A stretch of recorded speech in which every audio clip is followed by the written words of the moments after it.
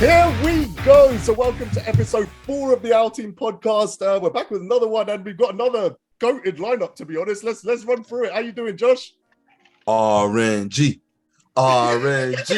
Man, I am feeling good. I experienced a good weekend so far, and the weekend's not even done yet. So I'm feeling good.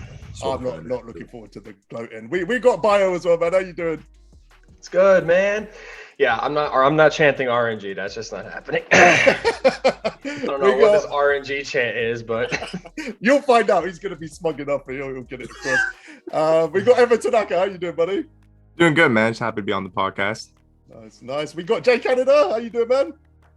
Good. The worst part of the RNG has to be triple threat this year because it takes like 9 years for the vault to open, but it never opens and it's never good. It's like extra frustrating. But anyways, glad to be here. Hi. Just not wasting any time. Love it. Yeah. And this is exciting. We got Spaceward Bird on the podcast. How you doing, buddy? Good. Just kind of happy to be here. What is this, episode 14? I'm just kind of sitting here spamming the refresh and I guess on a podcast. So this is nice. Glad to be here. You sniping right now? Is that what you said? I'm not gonna Of lie. course. Sniping Of course. is a good idea.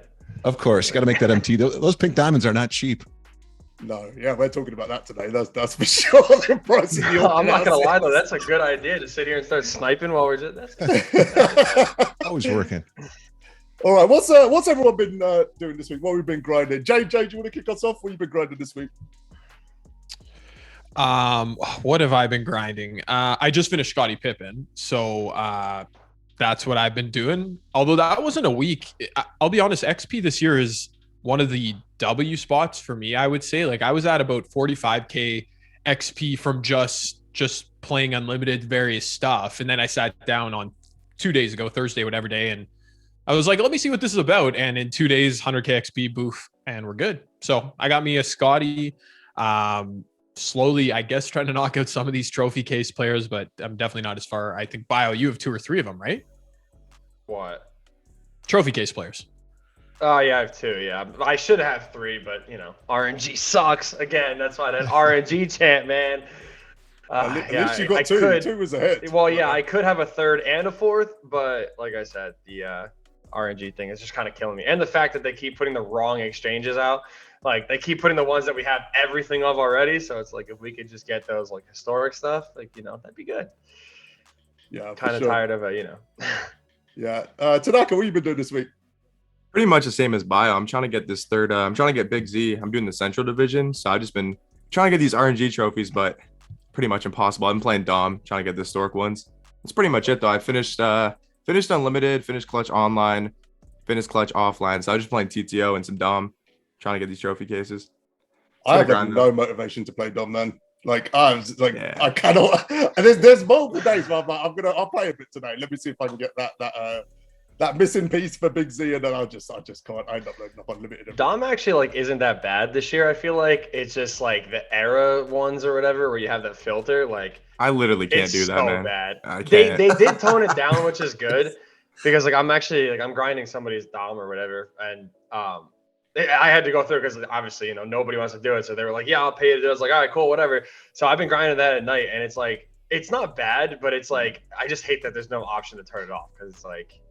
But the idea is like a W, and like the even just if it was just like, oh, they have a different score overlay, like the 80s branding, like I think that would be cool enough. But the fact that it's like or different color, maybe like desaturated or something. But in 2022, playing a video game that's like intentionally, like 480p on your screen is wild. It is quite the choice. I was talking to one of my friends the other day, and it honestly reminds me of 2K13. Like it has that exact same kind of graphic look to it, and it's just kind of like now that they updated it, it looks just like really bad. I'm not gonna lie, but I like it. There you go. You like it? Yeah, I do like it. I guess you don't like your eyesight. Then okay, that's good. My eyesight went a long time ago. Maybe I'm just cool with it. It's probably how I see without my glasses anyway. Josh, what have you been doing? Man, I've been sweating Unlimited, honestly, like this last week. My team has actually been paying off from doing so. I did something really bold. I don't want any judgment, by the way. I locked in for Jaylen Brown because I have Jason Tatum, and that duo, they run the show.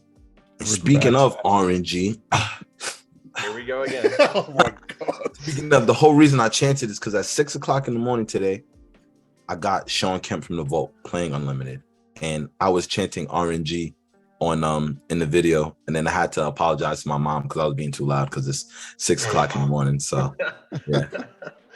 I can't believe you pulled him off. Of all the people, for you to pull him on the day of a podcast and know it. Look at that face. Sean Kemp is good too, right? Like he's not an Elgin Baylor or no, not at all. And like for big men, like his jump shot is so good. And a lot of people, they assume Sean Kemp can only slash. That's why I love, like, I see people playing in center. I'm like, you gonna leave him open? Oh, thank you. Let me practice his jump shot. Got it down first time. So yeah, I love that. Love that Sean Kemp card, man. Yeah. Space, what have you been doing for the last 18 months, I guess, is the... Yeah, really. Well, Party Pete graduated from high school, right? So it was one of those things where, and he honestly was burnt out on the game. And that was for us, like, making content. When the game stops being fun, it is a house of pain as far as like trying to like come up with like ideas for videos. So I was cool with it as far as him wanting to take a break. And you know, like now what's kind of cool is like, we still have been around. We still like, obviously like our gaming and that, but he's like, yeah, the game's actually pretty good this year. He's enjoying it. Right. So I'm like, yeah, you know, and me, I'm always going to play it. You know, I'm like like just checking the game out. It's like I said, just hitting the reset, you know, kind of starting with a new lineup. It's always good fun. So he was like, yeah, maybe we should start uploading. I'm like, well, let's see how it goes. That's why we tweeted out last week, just kind of saying, hey, what's up? As you guys could see too, I can't stay away from the auction house. So like right now I'm at like 1.5 mil and, you know, still kind of having fun, you know, like keeping that auction house full, right? With 50 cards up at all times. Right. And, but yeah, so that's kind of what we've been doing. And then like me, like my full-time job, I teach middle school special ed. So I just obviously like I'm plenty busy with that. And I'll tell you this too, it was nice not having, well, like actually like taking like this last year and a half off, because that year of COVID where we were like, you know, like uploading daily, that was a freaking grind. I do not miss that at all. So I don't know how, I don't know how you do it. You know, Jay, the same, you know, like that's tough. I mean, when it is your only source of income, you know, there you go. Yeah, it's kind of motivating. I'm not gonna lie. Yeah, Bio's got to eat, exactly. You know. So. No, it's so funny, Space. Like I've had conversations recently about that. Like, I feel like the older I get, the more adults I talk to who are like in different spaces in their life, and they're always actually more fascinated by like when I try and explain what I do. And I've had that comment a couple times where it's like, well, that's pretty impressive that you like can like motivate yourself. Like when I say, oh, I upload like, you know, 5-6 videos a week, they're like, well, that's pretty impressive. And I'm like, no, like what else am I going to do? Like that is my job. Yeah. Like that is my job. Now, is it easy to always like come up with content and stuff? No, but you know, it's one of the fun things about doing what we do and what we strive to do is that, I don't know, it's easy to stay motivated when that's, you know, when that's what propels you and that's how you make your buck. Yeah, I agree. Like my whole thing too is that like I feel like recording videos is easy. It's more coming up with the ideas, like you said, because it's like I don't like putting out the same exact video, like, you know, like every day or every week or whatever, because it's like I don't know. I feel like that gets like boring, you know. Like that's why I try to come up with different tip videos and everything, but you know, it does get a little hard sometimes. But that's why I like streaming too. Like streaming is actually like a lot more fun, I feel like, than making videos because you get to interact with people, you get to have fun. You know, I like dancing around like an idiot half the time, you know, like it's fun, you know? You had some moves earlier, I saw it. Yeah, you were he was literally for about 20 seconds. What's his go-to dance move? Show it. No. Somebody put an emote in my chat and it was a little penguin dancing and I was like, yo, it goes with the music. So I was like, oh, and then I just started, you know, imitating the penguin. But I'm glad you saw that. This is great. This is good. Do a little sway like this. No, I'm not about to do it. We'll get him to do it, but little fist bump this way, a little fist bump that way. We'll just, you know. Yeah.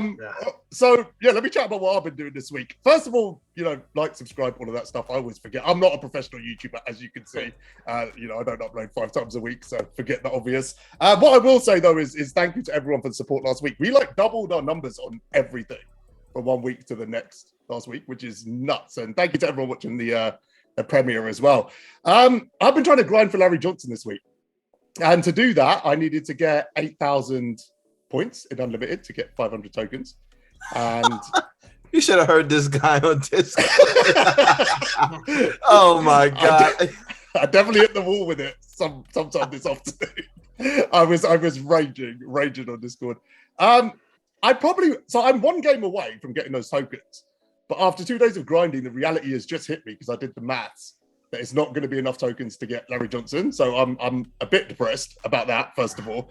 And the second thing is, and I think we just need to get into it because I think it's what 99% of people are here to talk and here to listen to, is I took yesterday evening off because of a certain thing that happened. The points thing? Yeah. You know what's crazy? When it happened, I wasn't aware until you told me. And then I thought about it because I was playing all day yesterday.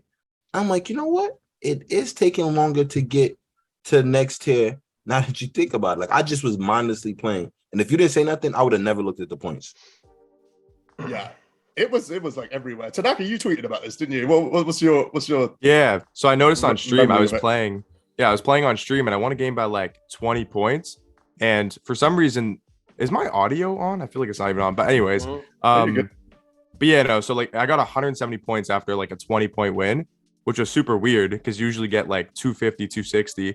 And then I got a first quarter rage quit and I only got 56 points. So I was very confused because that's when I noticed it's 56 points, even a first quarter rage quit. That just never happened. So yeah, that's what I noticed on stream. I tweeted about it and I knew that DBG and all these other guys were going to start ranting. So I knew it was going to get changed because I was like, everyone's going to just go crazy on Twitter. So I was just waiting for them to change it. That's my favorite when something happens and then they always try to pass it off. They were like, oh, it was a glitch. Yeah. We apologize. I'm like, oh yeah. I'm sure it was. I think that's them headed in the right direction for working out. I don't know if they're going to really fix it, but them trying to figure out the whole boosting situation. I think they're genuinely trying to find a way to get that fixed. And although what happened was unfortunate, I just feel like they genuinely was trying to do something on their end to fix it and just seeing what works. And it's still season 1. So I didn't sweat about it too much. I literally just took a break from the game for an hour when I noticed it. And then an hour later, after that hour waiting, I seen it went back to normal. So I feel like they're definitely trying to get this done before the qualifiers. I think that's what they're trying to do.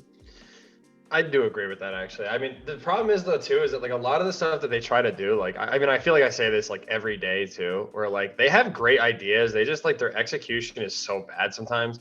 And it's I don't think it's always their fault. I think it's just one of those things where this community is very ungrateful.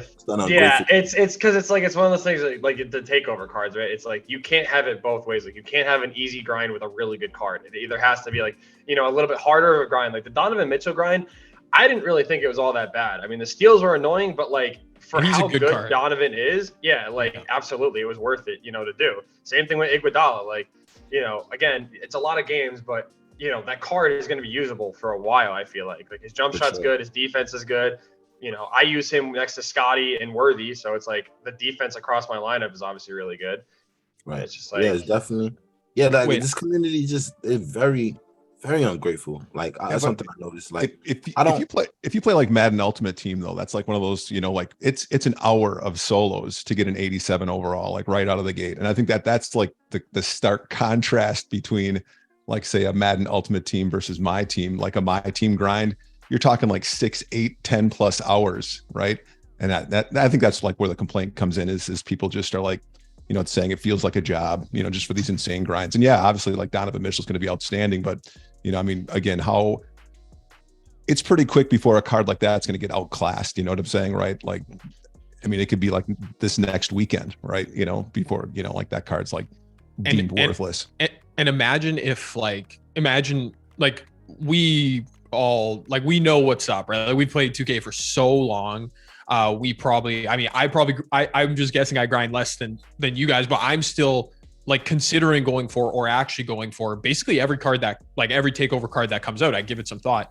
But like you have to imagine like a great percentage of the player base, like they might not hop on for 2 weeks, right? Like they might hop on like, oh, I'm going to fire up my team now. And oh, look, they have this new system where this weekend I have like a lot of time to play. Like imagine if they hop on the weekend that it's Elgin Baylor, who's like, I'm on like this crusade of letting everybody know how bad that card is. Because I love Elgin Baylor every year. And they destroyed his card by giving him a horrible jumper. Like that's it. Like it's unusable.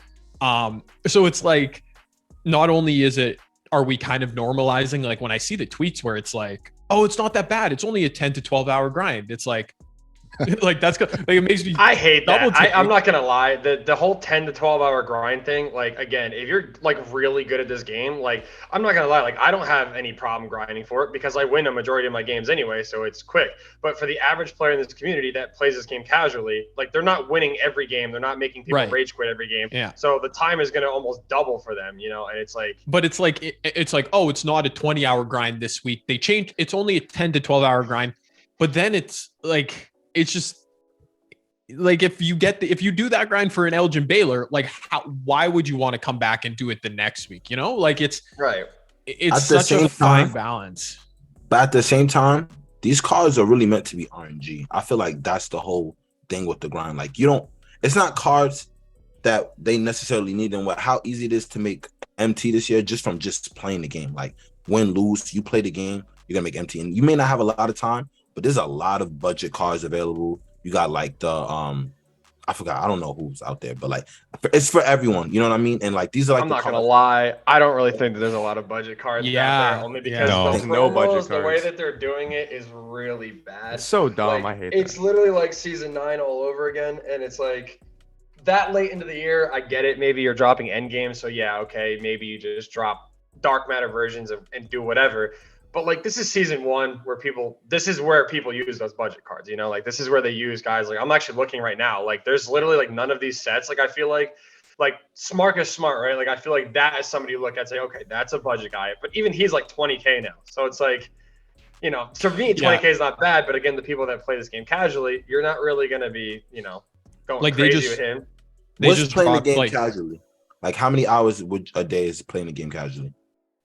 Casual has so many meanings. For some people, it's like with different time. Some people talk about time. I think of casual. I always think of skill level. That's how I always think. I mean, I don't know. Like somebody being a casual versus playing casually, I think are two different things. Because I think like the people that play the game casually, like you're talking.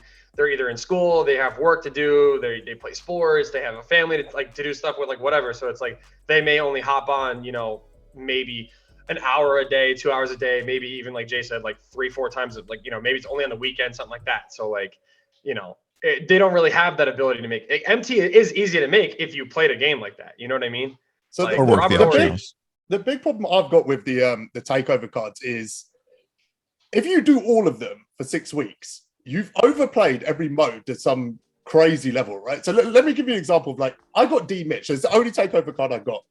And the reason I got him is I got the steals organically. So I wasn't grinding for him. I completed CT offline, so clutch time offline.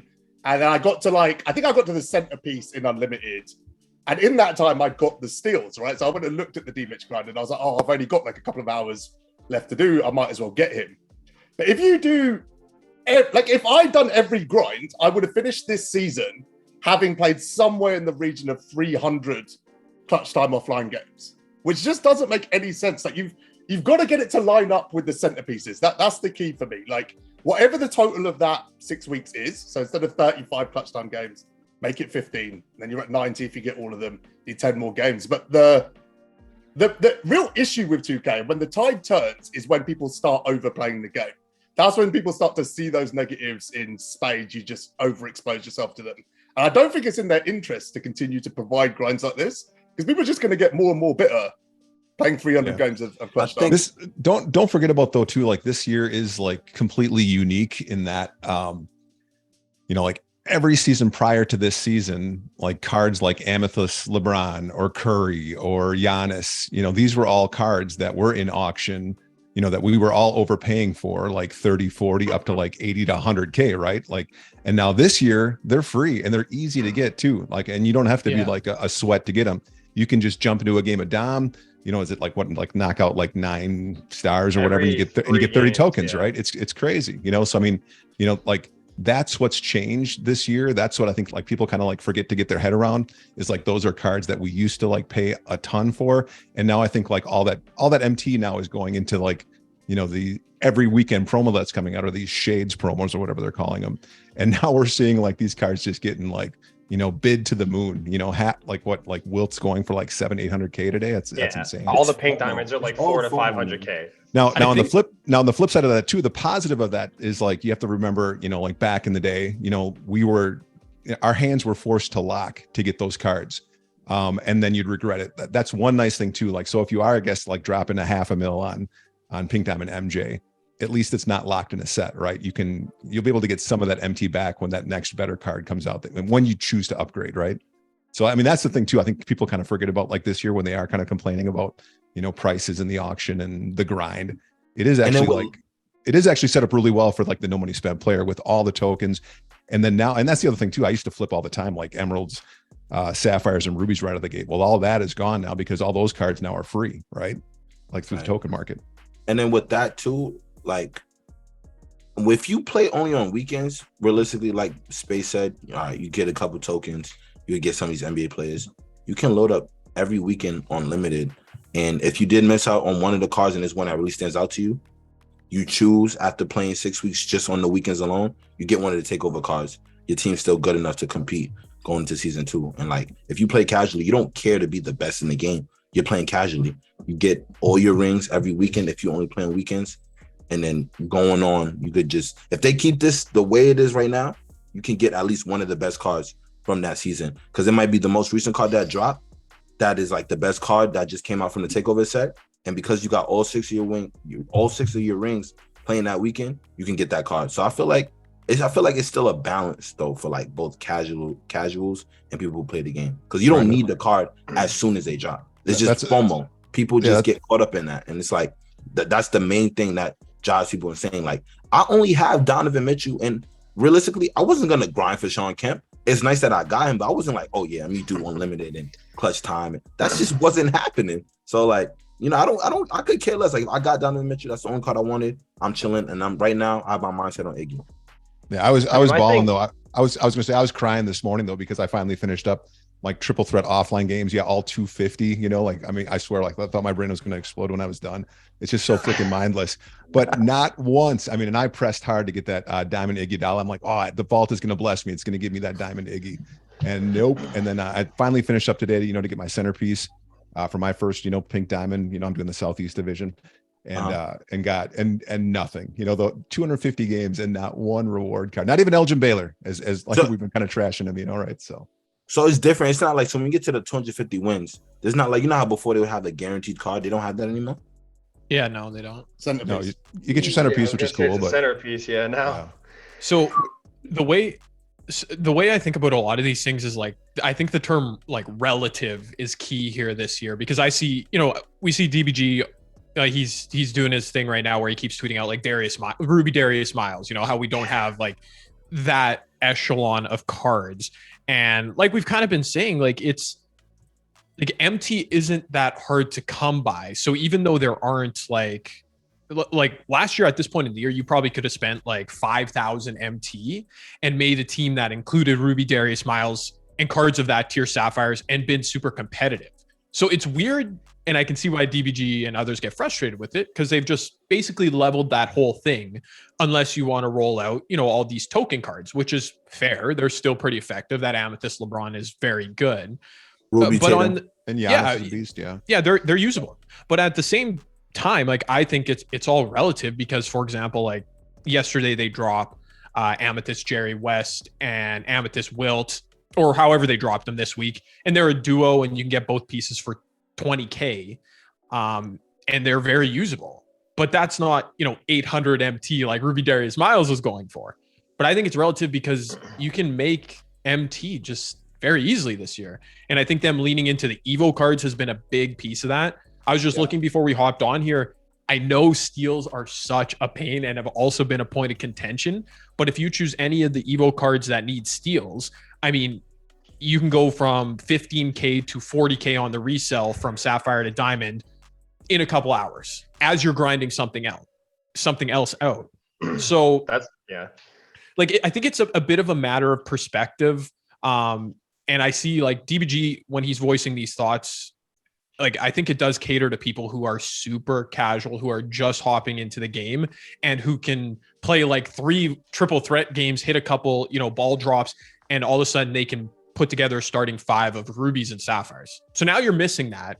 And for probably all of us in this, well, definitely all of us in this chat, most of people on Twitter and stuff, like, it doesn't affect us, right? Because we can make enough MT and tokens, but I do wonder about people who are just booting up the game and what their interest is, See, for me, I think there is budget cards in the game. Like, it's a really interesting dynamic. It's kind of what Space was saying as well, because we've got the token market. It's pulled 450 cards out of the auction house, right? So, first of all, the auction house is the biggest MT drain. Auction house and contracts were basically the biggest MT drains in the game. Both of those are basically now gone because no one's really using the auction house, and contracts have gone. So everyone's like MT rich. I've got 1 million MT, but yet I'm still running Marcus Smart, Danny Green, Robert Ory.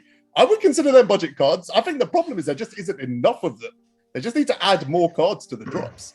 My thing is too, is that like you have like with the token market, right? Like, I feel like it's again one of those things where like it's because that they're in the token market is why people also don't consider them good cards. Like, they don't realize that like if they were on the auction house, I feel like people would be picking them up, buying them a lot more and everything. But because they're token cards, even though it's like literally the same thing, people see it and they're like, oh, I'm not using it. It's a token card. Like, but like, that LeBron, Giannis, Kawhi, Tatum, Curry, like they're all like really good cards that you guys can get for literally playing like a few games of domination. And you can make a good team out of it. And again, tokens, in my opinion, are like super easy to get. Clutch Time Online gives you, like, I completed it yesterday or the day before, and it gives you like over 500 tokens or something like that. I mean, and then you have Unlimited that gives you a ton. Collector level, as you're going through, it gives you, I think, some, maybe.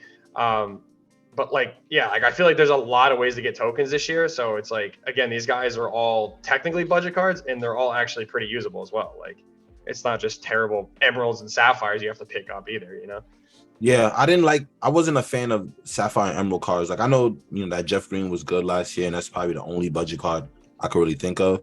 But like you said, like, it just levels out everything, being that they got rid of contracts, and which was like a huge way people made MT, but like them getting rid of that also, I never realized how much MT I was saving by them getting rid of contracts. Like, I just played for like 2 or 3 hours, started at like 1K.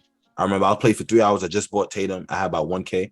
I looked over at my screen. I'm like, 20K. I said, when did I get this? Like, and 20K, that's like a good way to start. Like, you could slowly build your team off that. Or you could, you could just slowly build your team off that. I just think that's really great. And, buy badges. You can flip the badges too. So I think another one of the issues too in this game about why the auction's so jacked up is that pack odds are terrible.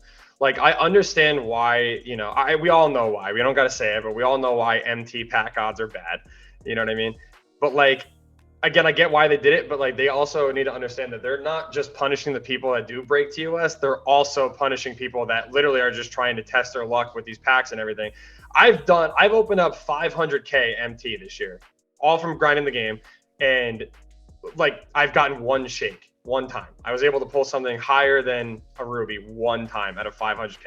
And to me, that's insane because you have people opening with VC, and I'm like, okay, well, maybe if you're opening with VC, you're pulling stuff too. And every week I see creator after creator after creator on Twitter saying, oh, well, another $100, another 450K, one Ami, one diamond, no pink diamonds. And then it's the next week, oh, well, another $100 and no pink diamonds, no diamonds. Like, and then you look at the market. I've opened 2 boxes with VC. I've opened the limitless packs and then the ones that dropped yesterday.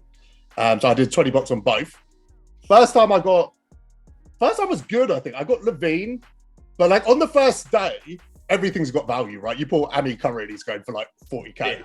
Yeah. But I think I pulled enough. Like I think I got at least 5 shakes, I think, out of 20. My best pull was from yesterday I got Diamond Will, which was the best pull. It was a hollow though, to be fair. So how much he went for when you sold him? I didn't sell him, I'm using him.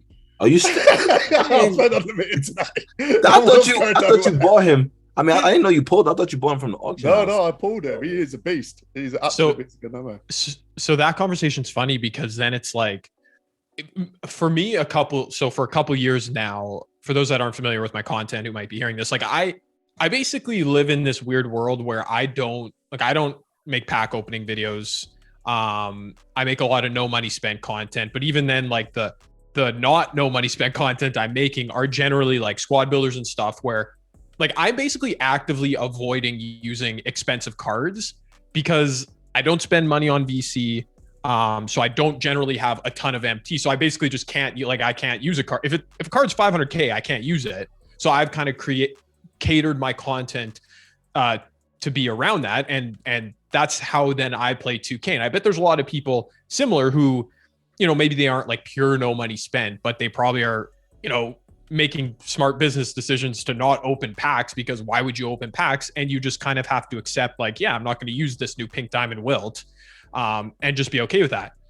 But then it's like, that's why the way 2K has done things with these takeover players is it almost caters towards someone like me who plays this way, because I see now twice a week, there's a card that is generally pretty good, Elgin Baylor notwithstanding, that is obtainable. And it's not just RNG. Like if we compare it to years past where it's like, oh, new vault player, like I would see new vault player 95% of the time and think, oh, that's cool. I'm not going to get him, but that's cool, because I'm not going to play.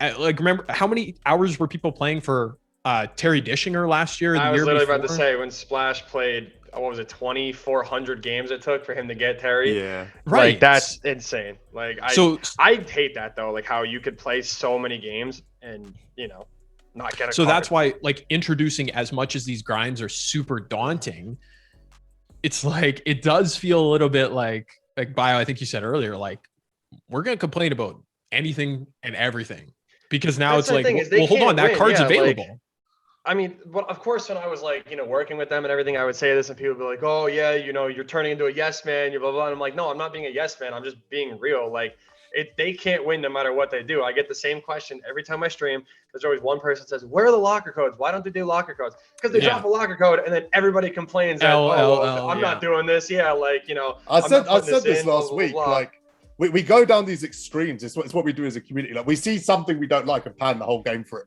And then once that's fixed, we look for something else and we just keep transitioning from one thing to another. Like, it's never going to be a perfect game, but it's one of those things where like, even people complaining about this trophy case, like I get it. And I like what they're doing with the trophy cases, but like, I do agree that like the RNG thing is a little annoying. Like the fact that there's, I think two or three, I think it's realistically 2, but the third one, they haven't put out any packs or anything for or anything since 2K day. But like the fact that people still haven't gotten their first, trophy case card because they can't get the RNG ones is kind of the problem. Like, again, I have 2, and then looking at the next 2 teams that I'm trying to complete, I have 10 out of 15 for one and 12 out of 15 for the other one. So like, I realistically have a chance to get 4 cards before somebody can get 1. Like, and that's just really stupid, I don't think people realize as well, like if they made them all available today, let's say by the end of this season, we all had a Galaxy Opal, we all had 5 to 10 pink diamonds, how much of a mess the pacing would be at that point onwards for the rest of the year. Like, I do agree. Where do we go from there? Like, how do you pace that for 10 months from full pink diamond lineups? And I wanted to bring it back to the whole, like, the pack thing. Like, I don't have a problem with pack odds. And I didn't open too many packs. Like, I don't open packs. I don't buy packs. I just don't do that. And where I made the most of my MT was from playing Unlimited, the 10 box. I didn't even go in expecting anything. Nah, it's a free 10 bucks. Hopefully I pull something. I pulled Diamond Steph Curry, and me getting Diamond Steph Curry, I sold him, allowed me to get Victor Oladipo on my team and a few extra players. So, like I said, I feel like it's something for everyone. I feel it's so improved from like, again, like if I was like, looking back at like 2K15, 16 days, like you remember those days, like where you'd have to do those weekly challenges, right? And it was like 6 weeks of weekly challenges. And you'd get like, what was it? Like Diamond Willis Reed, which was like undersized and outdated by the time it finally came out. No Knicks players slander. No Knicks players slander. Listen, I won't even lie. I mean, I'm back to 2K16. I don't know if any of you guys did this, but that Diamond Kareem, they will never, I feel like, do any, I hope they never do anything as dirty as that was. Because if you guys know remember what I'm talking about, they made you grind. It was like 72 hours worth of real life time. I remember I did the math because you had to play like a 7-game series basically, and you had to do it for like the first round of the playoffs, second round, third round, and then finals. You had to win all of it, and they were 12-minute quarters, so you had to play all of it. And then I remember it was all of this. And then you got a Diamond Kareem. And I remember the day that Kareem came out, the next day they put a Diamond Kareem in packs that was better than the one you got. And I was like, dude, are you serious? Like, that was like probably one of the most frustrating things I think ever. And then, like you said, in 2K17. Yeah, in 2K17, it was like you did all those weekly challenges. You got to the end, and it gave you the Pink Diamond Elgin Baylor. But it's like that Baylor drop. It's like, oh, cool, it's a free Elgin Baylor. I liked using him, but like at the time that you were able to finally get him, there were so many Pink Diamonds in the game and diamonds and everything. You had all the playoff cards that came out, so it was like it was so all class. And that's what they would do with Limited last year. No, was it 21? Yeah. I remember 21. Like I remember I was like, there was a Opal Westbrook. And I remember by that time, we already had Opal Dwayne Wade. We had Baron Davis, I believe. Like, that's one. I'm glad, like, this year they're starting to change. Like, I'm noticing change with Limited, like, as it got towards the end of last season, coming into this season. The fact that you have, like, if you get all 6 rings, you have a choice at, like, 11 different players. I think that's a huge W. Yeah, I do like that, too. I mean, I don't think there's been a good limited reward like since they introduced the mode. Sorry, go ahead, Bio. No, I play it all the time, but this is true. Tony Kukoc was the only good one, I think. Was it 21? Tony came from Limited, didn't he? Invincible was 21. Yeah, I remember the first in 2K in 21 when they introduced it. It was like, oh, this is awesome, and it was Ralph Sampson, and I was like, this is awesome.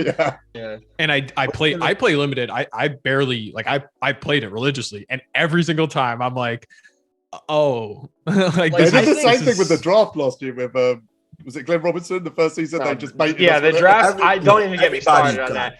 I busted dude. I literally I had to play, I think it was 8 different drafts to get Glenn. It took me literally 8 times. Everyone's like, yo, first board, man, I got him. And I'm like, yeah, 8th run, here we go. And I finally got him. But the whole thing with Limited this year especially is like, I think if anybody complains about Limited this year, like they're just hating to hate, because they did Limited perfect this year where when you get your ring, you get that reward. And now you get all 6 rewards. So like not only are you getting a bunch of stuff. You get, you get everything from every week that you get a ring, you get that reward. Yeah, you've been missing out. He's got his rings. He got someone else to do it. I've been doing it. Yeah, I've been doing it. I'm gonna get my 4th ring this weekend. But I didn't know that. I thought, like, if I miss, like, if I just get this. No, you keep. Yeah, you get the reward, and you get 75 tokens for the 4th ring. I think it was 75 tokens. You get 100. That might get me to Larry Johnson. And I didn't even know. This is the thing about Limited in previous years is that like when they made the cards, it was like the biggest problem I had with it is that like they would come up with the card, like for instance, Diamond Shea or what was it, Opal Shea last year. This is a perfect example, right? They dropped that card, everyone was like, "Yo, Shea," and I was like, don't even go for it. And everyone's like, no, you're just hating. I go, no, because here's the problem. I'm like, you may see it and you say, oh, it's a 6'5" PG. Let's go. Like, I'm hyped. And what did we get that same exact season? Out of position cards that could play the point guard. Magic came out. Giannis was dropping. All these guys. Luka dropped. And I'm like, or Luka was already out, I think. So I'm like, there's literally no incentive to get this Shea. And by the end of the season, like you finally get that Shea. Well, that Shea was made for the beginning of the season, not the end of the season when now we're getting all these other cards coming out. That's why I'm happy with them doing Limited this week or this year or whatever with the box, because it's like you get whatever player you want. You get the Hall of Fame badge if you want, like whatever you want. It's like that ties back to what we were saying as well about the takeover grinds. One of the best things about the takeover grinds is before you start it, you know what card you're going to get at the end of it. And I think that's a big change they've made this year. We all remember Baron Davis, right? Season of Giving. We all remember that. Yeah. I'm not going to lie. I tried so hard to play that card off as good. I was like, yeah, like, trust me, it's worth it. Go for it. Go for it. No Showtime dunks. That to this day still bothers me. The only thing that I mean, don't get me wrong, it was bad. The thing that made me a little annoyed though is that when the people were complaining about it, but they were complaining saying he had no interior defense, and I'm like, bro, like it's Baron Davis. Like I get it, it's annoying, but like it's a PG. Like we're not gonna. I was you know mad what I mean? about the Showtime dunks. Like even he went on but that's Twitter. something to get mad about, though. Yeah. He even went on tweeted Twitter himself and addressed them about it. They did not change a thing. Like the NBA players, like, come on, show some love, bro. And like y'all have seen Baron Davis play. Like, come on, the dunks they was giving him. Come on. I'm like, not even trying to be biased here, but like, I mean, you know, in case you guys can't see the wall behind me, like them doing Klay dirty this year, it's a little annoying. I'm not gonna lie. Like, how are you gonna give Klay Thompson an 88 3-ball rating? Like, he literally told Ronnie to update it, didn't he? Yeah, that's good though. That's good though. Yes. An 88 is good for the second best shooter in the NBA. Yeah, but like no, look, hit Klay, and I know you're a Warriors fan too. He's got his face on where he's about to say something controversial as Howard. Klay and Steph, like they're both good shooters, but the gap between them in terms of shooting, I think it's bigger than you think. I think it's definitely bigger than you think. I'm not going to touch that. Hey, on this topic of like outdating cards, I think it's really like that I was so scared when they introduced this trophy case player concept. And you guys who know cards like Bio Evan like a little bit more than me, like these are these grinds are going to take forever to eventually get to that Larry. But it seems like they've done a better job at like if we're only gonna get some of these pink diamonds a couple weeks from now. Like they seem like they did a pretty good job putting the cards together that they're not going to be outclassed. Or am I wrong? I agree. No, I absolutely think that like I said, the trophy case thing, I think they did it literally perfect so far. If you took that again, I understand why some of it has to be RNG, because if it wasn't, people would absolutely like this game and have a dark matter in like a month. Right. So they can't do that. Obviously, it makes sense. You know what I mean? Like, and when I say people, I would absolutely like this and I'd get Dr. J and all them. But I'm saying like the cards that you get are really good. And I like the fact that they paced it to where they said, okay, if you do everything smart, you lock in 5 pink diamonds from one division, you get an opal at the end of season 1. And I think that's good pacing, because I think if they did, one opal this season, they do an opal next season. Maybe they do 2 opals in season 3 and then 2 in or maybe 1 in season 4. And then you get that final one in season 5, because then if you kept up with it, boom, you get all the opals. Now you lock in, you get all the, then you get all the dark matters too. And by that time, I think season 5 is right when we get dark matters anyway, right? Like, around, as far as it's around that. 21 season 5 was the season of giving. End of season 4, maybe. I think maybe end of season 4. It's usually about the All-Star game, isn't it? Yeah, All-Star game. Yeah. Oh, true. Well, I mean, either way though, you guys get what I'm saying. Like the pacing or whatever, if they keep up with this around that time, I think it'd be awesome if the reward dark matters come out first. You know what I mean? Like we get them first, rather than being like, oh, here's dark matter MJ, Luka, Giannis, LeBron, all these guys, and then be like, oh yeah, okay, now you can get Dr. J, Tim Duncan, Larry Bird. Like I think it'd make more sense for us to get them first. But that doesn't sell packs though. I was gonna say, do you actually think that's gonna happen? Because that would be shocking. I think they'll drop at the same time, but I think these cards, like, I think from my impression, like I use Jeremy Lin. I think he's really good. I think he does everything you need a point guard to do and more. I'm not gonna lie, locking in for Jeremy Lin first is kind of nuts. Jerry. He was an ECW wrestler. He went to Yale. If you want to load up with your pink diamond Steph Curry and my Jeremy Lin, I will show you why he was worth it. Jeremy Lin, whoa, Steph Curry, hello, pool party, like Lin sanity. Look at that pool party. Does anyone regret their first trophy card? Who did you get, Tanaka? I took Rose first, but I'm kind of regretting it because that Anthony Davis is going to be. Went with the wave. He went with the wave. Okay, no, but get Rose, and I'm like, I'm going for Patrick Ewing. I'm not gonna lie to y'all. I'm going for Patrick. Yeah, and I like that. All jokes aside, I like that more when people just, because I have people say it every day. They're like, oh, I shouldn't have went with the meta. I got Derrick Rose, and I think Donovan Mitchell's better. And I'm like, that's why I keep telling people, man, go with what you like in this game. Yeah, Stop worrying about meta. Like that's what I like this year. Like it caters to like. I feel like what I'm noticing this year, like I use cards that I like. Like I have a friend, he cares about the competitive stuff. And once upon a time I did. I like to compete. I'm not gonna drown myself in that rabbit hole and be like, oh, these players using this card. No, I'm using the cards that like I'm comfortable with, and I'm seeing that it works. Like if you know a card's released or you know how to use that card, you're gonna be good with that card. And something I try to stress to people a lot. You watch Ty use these cards, of course they're gonna look good. He won 250K he's gonna make any card look good. So of course he's gonna make them look good. But like I'm like me using Jeremy Lin, a lot of people like, oh, why would you go for Jeremy Lin? But then when I get 20 and 7, they're like, oh, you can actually because I know what I'm doing. Like I'm not gonna lie, like I went with the meta, but I still wouldn't have gone with a card that I just wanted to play with. And Harry Johnson's that card. I'm gonna get him from collector. I just went with the wrong meta card. Which card is the meta card? Like any stretch big. I was taking Sabonis, Big Z. I've been mashed. I've been turned into mashed potatoes. Sabonis is. I took Sabonis. He was my first one. He's real annoying fun. to play against. Real fun. Have played somebody that knows what they're doing with that Sabonis. I played somebody in clutch time. Somebody was running, hitting step back threes with Sabonis. Yeah, I'm like greening them, and I'm just like, I'm like in his face, but the game's like, nah, he's too tall. You're not getting a contest. I'm like, I just realized, like, because I've been struggling to shoot with him. His jumper's the same as it always is, but just with shooting this year, it's tough.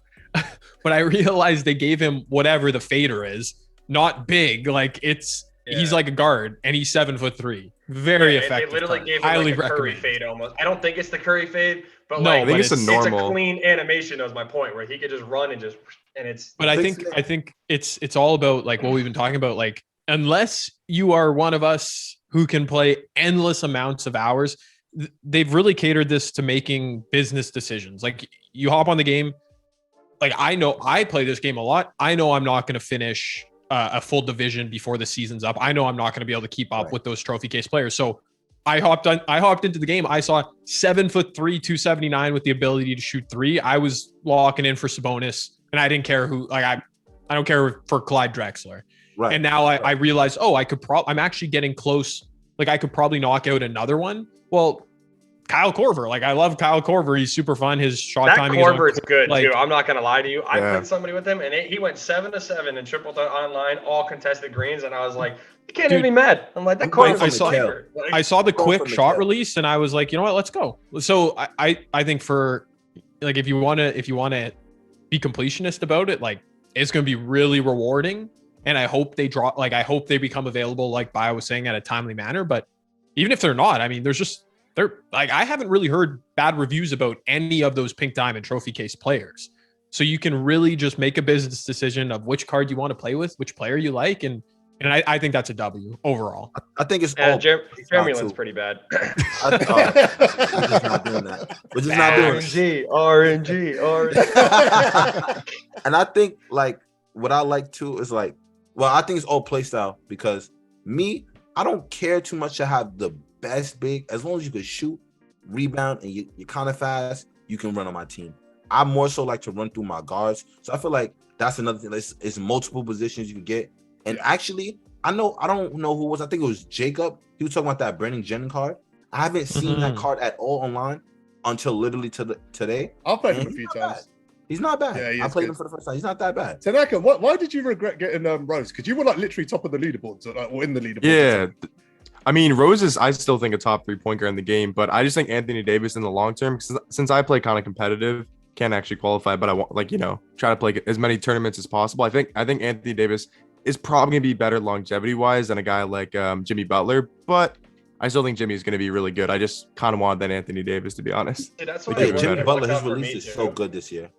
I'm not gonna lie though, I like the fact that pool was actually a thing, because as soon as I saw pool, I was like, all right, I'm going for that one first. And then I saw like the lock-in of it being Anthony Davis, and I agree. Like, I know a lot of people are like, oh, Butler's gonna be so good on defense, blah blah blah. And I'm like, true, but I'm like, with how this game is, I'm like, AD shot is really good. The Ruby AD is a dog. Yeah, that's what I mean. And I'm like, and the animations that like AD gets in this game, I love. And it's like every year, because he's undersized technically as a center, but he gets the good blocking animations to where, like, if somebody tries to mash you, it's like, okay, whatever, you're gonna get mashed anyway. So it's kind of like, whatever. But now he can have he's like the ability to like run faster than most centers in this game. He can block shots still. He can rebound still. Man. So, like, that defensive combination of Pippen and Butler sounds good to me, dude.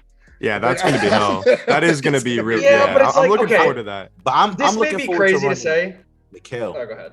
I have Mikal. Mikal is good. I've played him before. He's in my lock-in. Like, to get Ewing, I need Mikal, and Mikal's another big who 8-foot wingspan. Like, you already know how wingspans go in this game. Like, in terms of steals, that's already a dub. And I know he's going to be able to shoot. And I believe he has a 75 speed. So that's the next card I'm trying to lock in for. I'm really excited to get that Opal Patrick Ewing. I know a lot of people they're like, oh, he's going to be bad. Like, I'm gonna make him look good. Like I don't care what you say. I'm gonna make him look good. You're gonna pull up from the logo, set a screen, and I just will pull it definitely pull up from the logo every possession. Spacer, what trophy card did you go for? I went Rashard Lewis, so I'm doing the Southeast. I'm getting Korver next. 6'10", stretch big, and that's the other thing too. Like I looked at Sabonis, I looked at Rose. I mean, those were like the obvious. So I'm like, you know what? I'm gonna go kind of like a little off, like a bit. And I just got him this morning, so I haven't really had a chance to run him. Pete's going for Jordan Poole. Pool party! Yes, and he's going. That's the thing too. Just like right away, he's like, "Yep, that's my card." And then to like the whole Anthony Davis, and then he's going he has zero tolerance for offline, so he's 100% like unlimited right now, and I think he's really close like right now to getting that centerpiece. So he'll have Jordan Poole probably by this weekend. He should be getting home from work right now. What time is it? It's like 10 to 4. Yeah, so we'll tell have him him to say checking hi here when in a he bit. pops in. Yeah. I just want to go back to an earlier conversation we had because I had a bit of a hot take on the whole unlimited issue, like the accidentally dropping the points per game. Because I was watching that as it happened, and full disclosure, like I am a Next maker, so I'm gonna sound like a real yes man right here. Here we go. But I don't think it was an accident, and I'm not a very good Next maker, so because I'm not very involved in the Discord and stuff, so I don't actually know what's going on. But to me, the unlimited centerpiece, like people ask me every stream and everything, like which centerpiece trophy. Like the unlimited one was so easy, and I'm not even very good at the game. Like I actually think my hot take is they've been given they give a lot of points for winning in unlimited. Like relative to winning 250 triple threat offline games, I'm not advocating for them to nerf the unlimited points, but when I saw that that's what they were maybe doing, I was like, that kind of checks out. Like I played 30 games of unlimited. I went 20-10. I'm not that great at the game, but that was good enough to get my centerpiece trophy. Like that, I feel like that's how it should be, though. You know what I mean? Like, probably, but unlimited. It's like that's like the main focus. So I feel like the gameplay is. I really feel like is obviously catered towards 5v5, which obviously they're not gonna do 3v3 as their main thing. But like, I feel like unlimited again, with it being the main mode, like it should be kind of easier compared to some of the other stuff. Especially like I'm all for offline stuff being more because it's not as challenging. Like unlimited, like I mean I've played 9 games. And like I'm 9-0 and I have 2,000 points. So like I'm okay with that. You know what I mean? I'm a third of the way to the centerpiece, and like I haven't really had to sweat or anything. Man. So it's so important. Like I keep saying this again and again and again. Like this game has not been this fun to actually play since 2K20, and the reason is it's the first time the mode has had. Yeah, I enjoyed 20. This is the reason though. Let me explain why. 20 was the last time that we got cards to use them. That was the last time we got cards to build a squad. Since 21, it's been a card collecting mode. That's what it's been. This is the first time we've gone back to, right, I'm going to get the best 13 players I can because I'm going to play unlimited. And I think the more 2K incentivize that, the better this game's going to age throughout the year. I just think it's so important that people are no longer aimlessly grinding for cards. Yeah, and I do agree with that. I was going to say, Party Pete too, he was like saying too, he loves unlimited this year without that stress of 12-0. He's like, that just killed it for him. He's just like, this sucks. Like who wants to go in like, with that pressure of going 12-0. And in this case now you can just kind of like casually go into an unlimited game and you still get rewards, right? Even if you lose, you still get points. Is that right? Yeah, it is. Yeah. And speaking of that, hold up. I want to make a comment on that whole AFK group and people pushing that is not okay. And like if you don't have time, if you don't have time to play unlimited, you just simply don't have time to play unlimited. But for you to ruin somebody else's gaming experience, I do not stand behind that at all. And they got to find a way to kill that. They need to take play lock offline because that is just bad. Like people sitting there for the game shouldn't. Unlimited is a fast-paced game mode, probably 20 to 30 minutes at most if their opponent stays to the end. But that game mode would get dragged out for like 30, 40 minutes just because somebody would just load up play lock, intentionally taking the loss just so they can get the points. They need to take play lock offline from being online like immediately.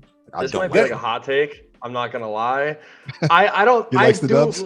No. Let me explain this before like I say the rest of this. Like I don't think it should be online. I feel like that they should definitely like make it so you can't player lock online. However, I think it's a lot of people like complaining about it. Like, if I'm being honest, like most of the community again that plays the game casually, like you're complaining, oh, this dude's AFK, blah blah blah. You get more points for a higher point differential, and you're getting a free win. I understand you're sitting there for a while, but it's like you know what I mean? Like it's kind of like it's a free win. It's like I don't know, maybe it's just me.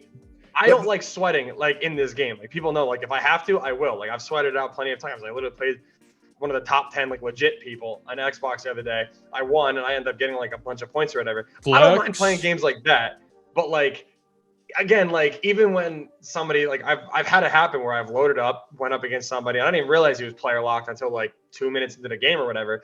And I ended up winning the game by like 40 or 50, and I got like a ton of points for just one game. And I'm like, all right, well, whatever, you know, like it's though. Like it I do agree, but that's why I don't grind Unlimited straight through, because Unlimited drives me nuts. The problem with it is entirely different. Like we're sitting there going, there's nothing in the game for casuals, right? There's nothing in the game for new people, blah blah blah.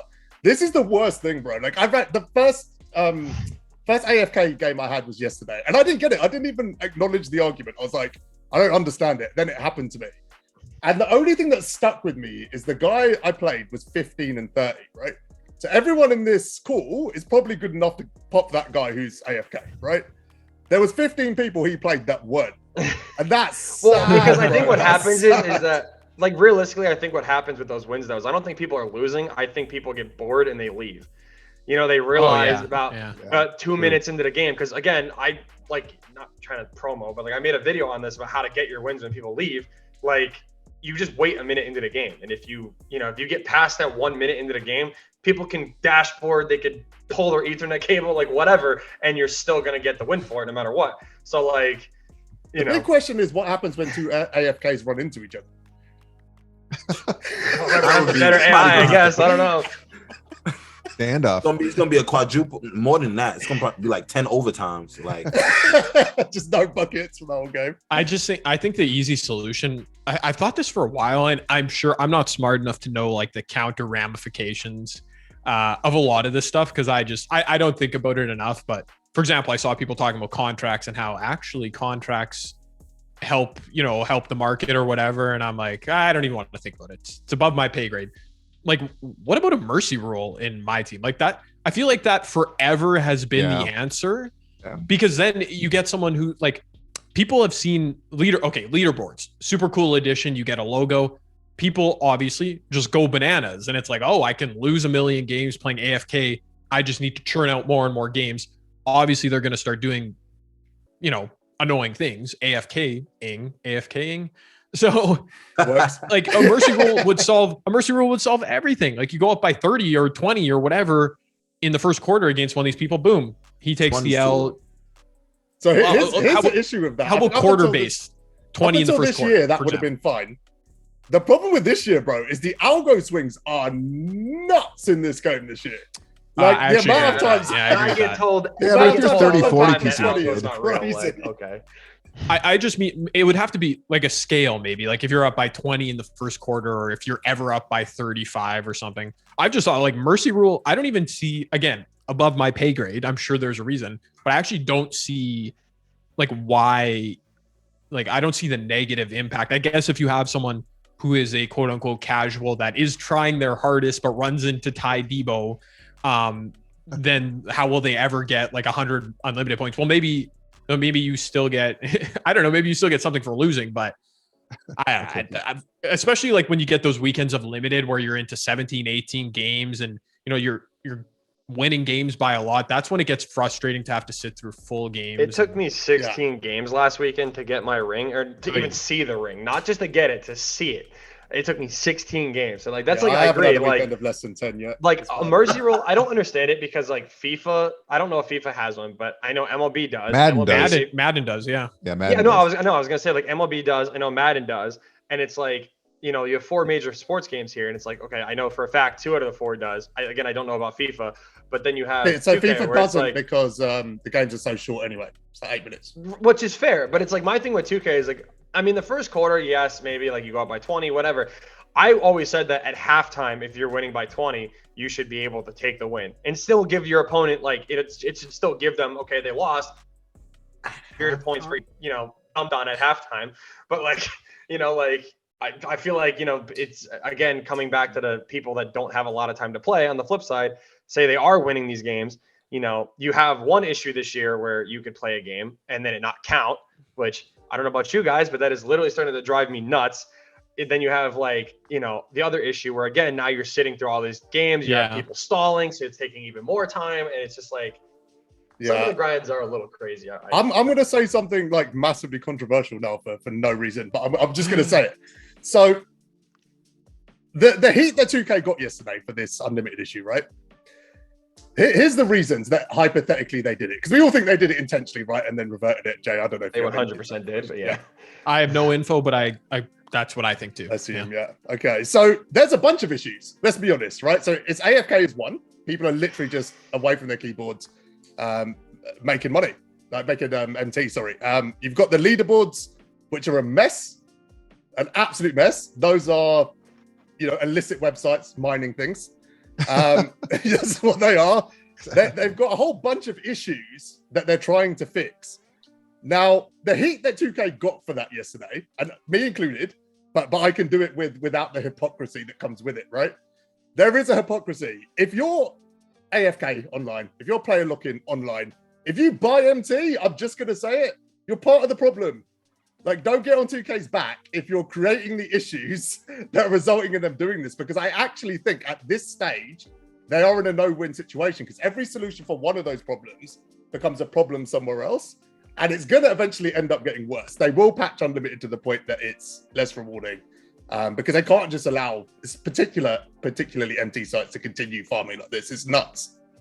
I do agree, but, like, this is my thing. And again, I don't, like, you know, I'm not telling people to do whatever. I'm just saying, like, you can't also, on the flip side, blame people for going that route when you can spend hundreds of dollars and not pull a single thing. You know what I mean? They got rid of toppers this year already. They got rid of, you know, it's very, I mean, and again, the thing I hate the most is, I mean, I'm sure, again, all you guys get it too, like Jay, especially you, if you were open packs and everything, you know, a lot of the bigger creators, you get that, oh, you're a creator, they're juicing your odds, blah, blah, blah, blah. I hate that. Clearly not. You know what I mean? I get what people go after. Oh, you're a creator. They want you to push packs, so they're going to make your odds better. I'm like, again, 500K MT for me to pull. That's what I'm saying. I'm like, one thing. Last year, I literally did a series where I opened up a 10 box. Every single promo that came out and just tested the odds on them, right? And it's like, okay, let me see. You know, as this creator with juiced odds, let's see what I can get. And it's like every video, nothing. Barely pulling players in the set every single time. And I'm just like, you can't say creators have good odds. Like, look at HTB. He opens hundreds of dollars in packs every weekend. Troy that, bro. How much did he spend? Well, but that's what I'm saying. I'm saying, I think it's fair to say one pack opening. Yeah, I think it's fair to say that HTB right now is like the face of MyTeam in a way. Like, I think that's fair to say, you know, he obviously had a massive blow up again, you know, and he opens up packs, but like, even his packs are terrible. So it's like, you can't say like, oh, look at these creators, they have juiced odds. I'm like, you don't understand. When you're opening $400 to pull a pink diamond, that's not juiced odds. I don't know if you're getting that mixed up somewhere or like, you know, but you. So it's another one of these like above my pay grade situations. So I'm just spitballing because this is an interesting topic because I really shouldn't be talking about that. I know nothing about this 2K. All right. I've just been informed by people, but like I've seen some of these illegal websites. Like I'm pretty sure MT is pretty cheap this year, which, you know, as we're discussing, there's probably reasons for that, which is why 2K might be doing what they are doing. But it's weird that it's probably not as easy as them just hitting the pack odds button and turning it up. Maybe it is that easy, but it's like, if new cards are almost impossible to pull to a point where they're like 600K on the auction house, like me as an intelligent player of the game, I am not going to be like, well, man, I don't have 600K MT, but I really want this new pink diamond wilt.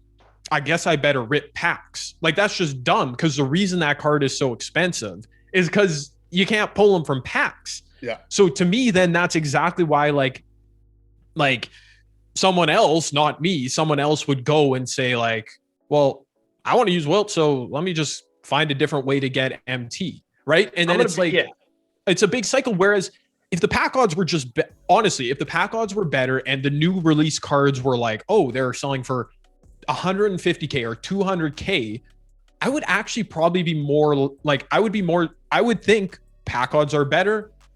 Let me not skirt the rules of the terms of service. Let me open some packs.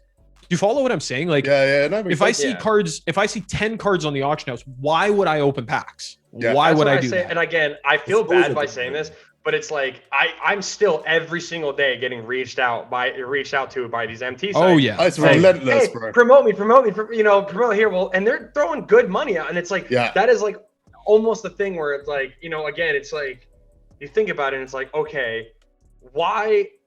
2K at this stage, I mean, I don't know, the whole conversation, which I'm sure we all are going to talk about in a minute anyway, about the whole idea that MyTeam is dead already, like about dead season, blah, blah, blah, blah, blah. Like my whole thing is like, I'm getting, offers for a couple $1,000s, to promote these sites. But like, yeah, I get it's against TOS. So like, that's why I'm not doing it. I got banned probably a record year last year. I mean, I don't know. I'm keeping track, but like you guys saw, it's like every other day, it was like, oh, got banned again. Like, but I'm like, again, it's like, it's hard for me to tell people, yeah, you know what, look, these new cards are in packs, open packs. And like Jay just said, like, you're not, when people say, oh, what pack should I open? I just got a gift card. I want to open packs. What should I open? I say, don't. And they go, what do you mean? I'm like, you're not going to pull the card. Like, I hate to say it, but the fact that a Friday promo, Tuesday promo, whatever, mainly Fridays, but like these promos can come out and you can look at the auction house like 4 hours later and there's like 10 pink diamonds up and you're just like, how in 4 hours? And you have hundreds of thousands of people playing this game. Yeah. You know what I mean? There's no way like 10 people, like 10 pink diamonds are getting pulled. Like, are you serious? Like just going back to I can speak to that though, just real quickly on that. One, for anybody that's like listening to the podcast or watching the podcast, make sure you use the word space at checkout if you're purchasing MT to save 10%. What? This is crazy. Second of all, no, of course not. That's you were very like, convincing. I thought he was serious. Oh my! What a change in character. 2K for 10% off G Fuel, and we're just gonna promote. Yeah. Well, I thought you were sponsored by Baja Blast. Is that what you're drinking there, Bio? But hey, we are. Well, hey, Taco Bell, shout out to you guys. If you want to too, feel free. Shout out to Taco Bell. Yeah, I drink it because they pay me. No, like if you guys remember back. Sorry. You guys remember back to like the Wild West of like MT brokerage, which was like 2K16. Like it was like on a Friday night, you would watch like those all-star diamonds. Like it was Shaq, it was Magic. There was like a Throwback Thursday Mellow. I pulled that Shaq. Those were like selling for like 6, 8, 10 million on a Friday night. It was insane. But the content creators at the time were rolling in dough. It was just absolutely insane. So I mean, because one, I think a big thing to that too was that they had boxes that you could buy with MT. Yes. So exactly. People were buying MT and okay, this is what I don't like though about the whole MT thing. Now again, I get it is against TOS, whatever, but 2K is the only company that doesn't let their creators promote it.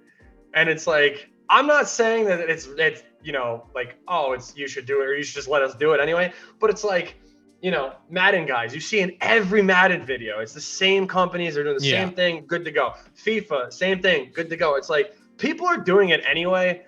Like, and it's not like you're introducing it really to anybody. Like, yeah, you probably are, I guess, whatever. But it's like people are gonna do it. I think the ethical question, right?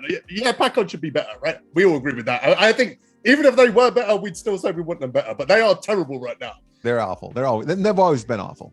The problem is. You give me one sec. Yeah, the problem is the ethical side of this is where I think the hypocrisy kicked in, right? If you're going to attack 2K to go, right, your pack odds are bad, you're screwing us over, blah, blah, blah.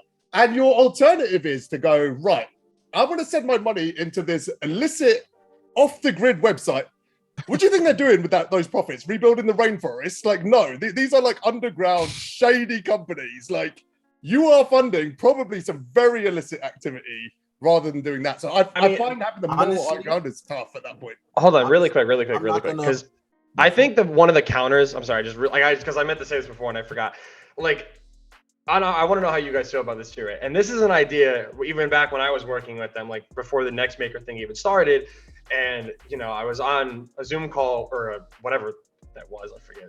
Wow, it was like a Google Meet thing or whatever. Either way, anyway, I was on like this call and they were saying like, okay, what ideas do you have, to prevent this problem from happening? It was kind of on that topic, and I said, if you really want creators to stop promoting this stuff, you have to get creators more involved. So you don't have to do it with everybody, because I mean, it's like Fortnite, you know what I mean? Like, they're not making as much money as Fortnite, obviously, but how Fortnite gave creators a creator code.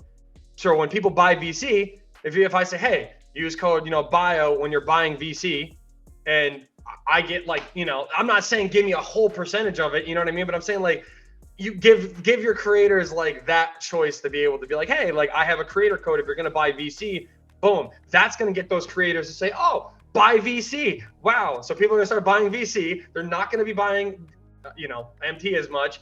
And it's like, I feel like if you start that wave going, people are going to get more into VC.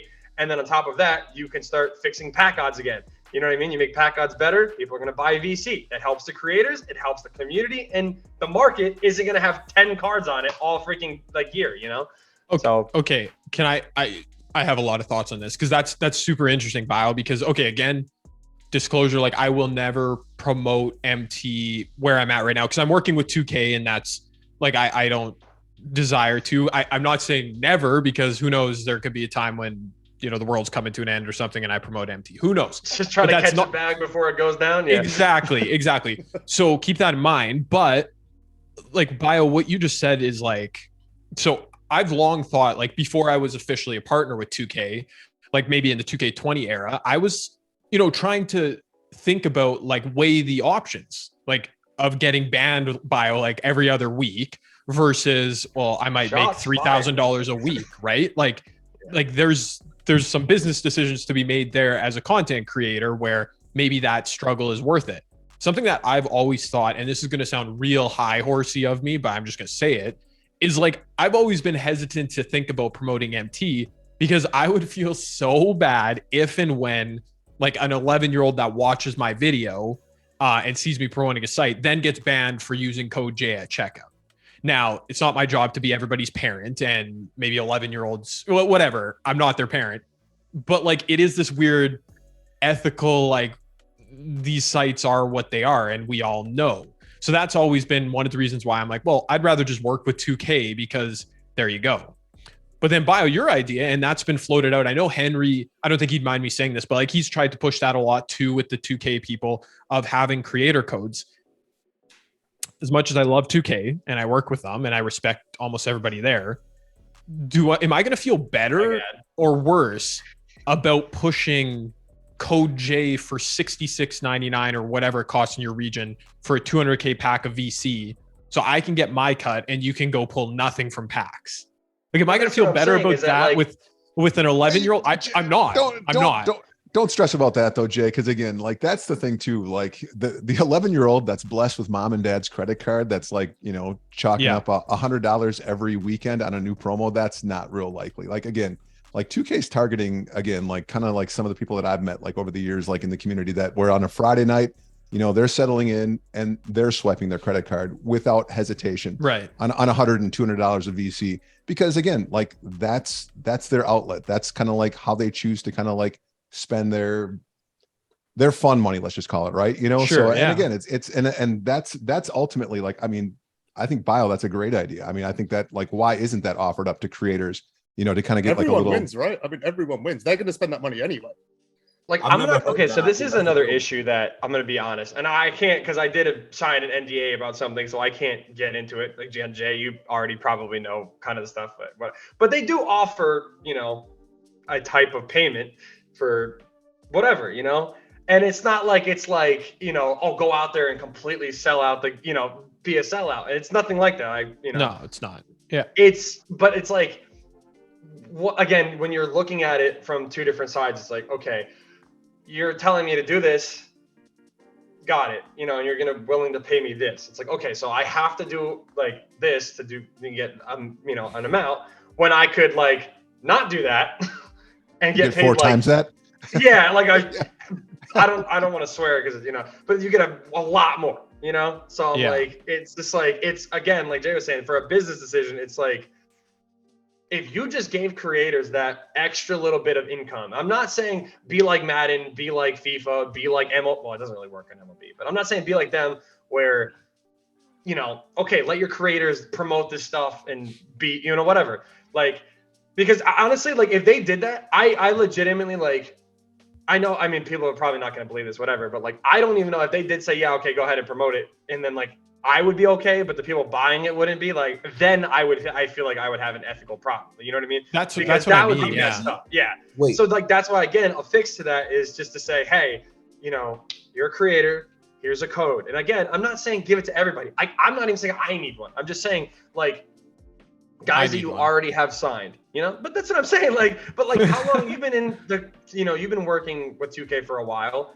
and you've been in the community for a while. Like, why not? And again, it's nothing against these guys. They were the pioneers of my team. Absolutely. But like, don't go giving one to Jesser and Cash and all them. Like they come back when the game is up and then they leave again. You know what I mean? Give it to the guys that grind the game all year.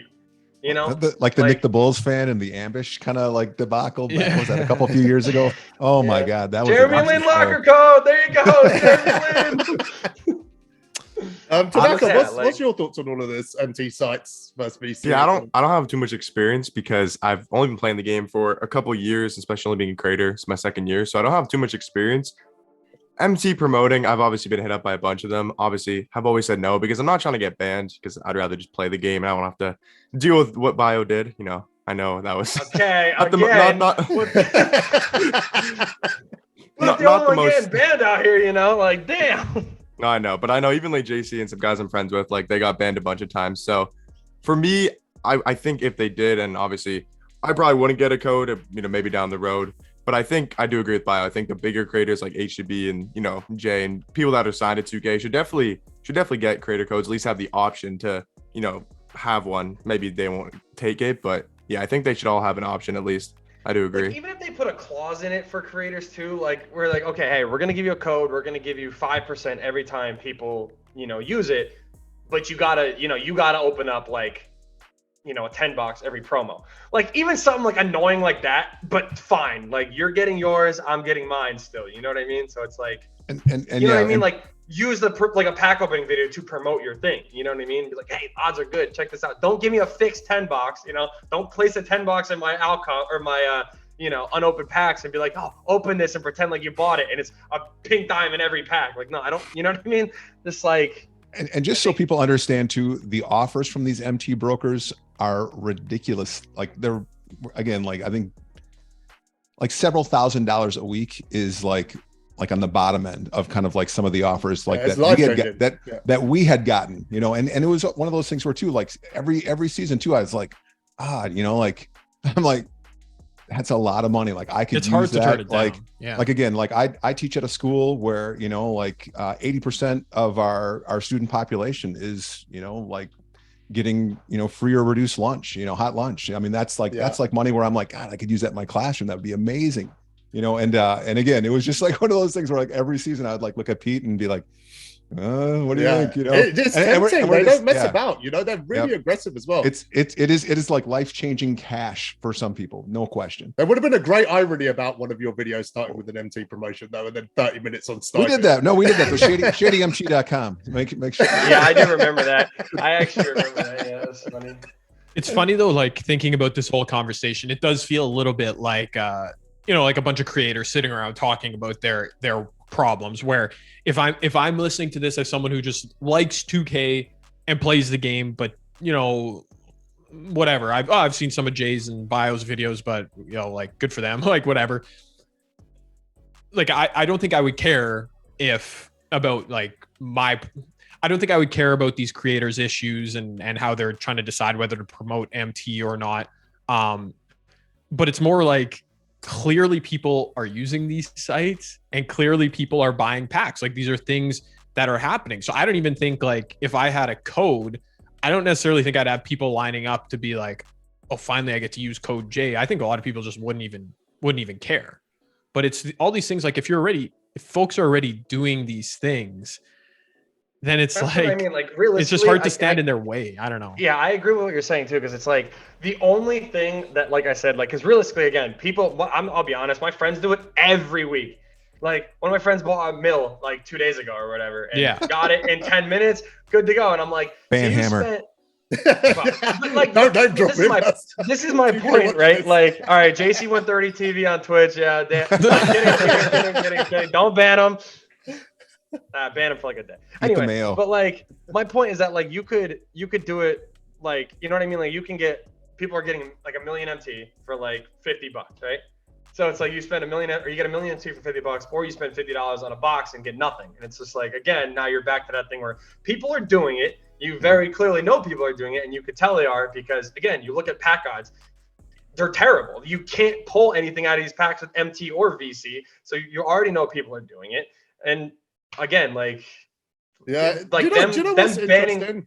Like, I think this year is FOMO is heavily driving people this year in their decision making, right? When actually, like, it's quite a cool lineup we've got this week, right? Because, you know, Jay, you use completely random cards in your series throughout the year. You know, Space, you kind of prioritize, you know, not spending money on the game. You know, working the auction house, exactly. Yeah, exactly. You know, Tanaka, you're high in the leaderboard. I've seen your team. You haven't got the 10 best cards in the game, you know, bio dropping playbooks, things like that, you know, all these tactics. There's so much out there, so many alternatives to actually just going and, you know, pulling packs or buying MT or doing whatever these things are to get ahead. You know, I think people just need to focus on like maybe getting better at the game with the cards that they have, not worrying so much about the cards they don't have, and just kind of enjoy the process a little bit more. Because I think when you stop thinking about these things, because that's the thing, that's a change I made that brought me back to just making MyTeam content, is I just shut down FOMO entirely. When I saw Kemp drop today, I didn't even bat an eyelid. I was like, cool. Some people will get him. I won't. Yeah. And play 2 days of unlimited. And this is totally, I'm going to be a company shill here promoting 2K, a little known thing in 2K. The draft mode, say what you want about the rewards and such. You'd spend 7,500 VC on a draft mode, and you can legitimately get, like this weekend, the Pink Diamond Wilt. I got the Pink Diamond Jason Tatum. You get to use them for 10, 13 games, but it's fun. You can grind out XP challenges in it. I think there's, like what you're saying, like there's a lot to do. There's a lot to do. And just because you can't do everything doesn't make, you know, the game this year trash, or doesn't mean you're missing out on hashtag Jay, no. Hey, Jay, 100% on that too, because again, that's where like we kind of like, we were getting bored with the game. And again, like we'd find I'd find myself drifting to play like more Call of Duty, like zombies or multiplayer. Mm-hmm. And again, because there was so much variety. Well, this year we've got variety. Like Pete and I, we love like hanging out and playing like the co-op triple threat. That is fun. Like, and like you said too, draft, you know, that I didn't even think about that. That's good to hear though, that like I had no idea that you could actually like if you draft, say like the top tier pink diamonds, that actually goes towards your XP agendas. So that's huge. So, absolutely. Yeah.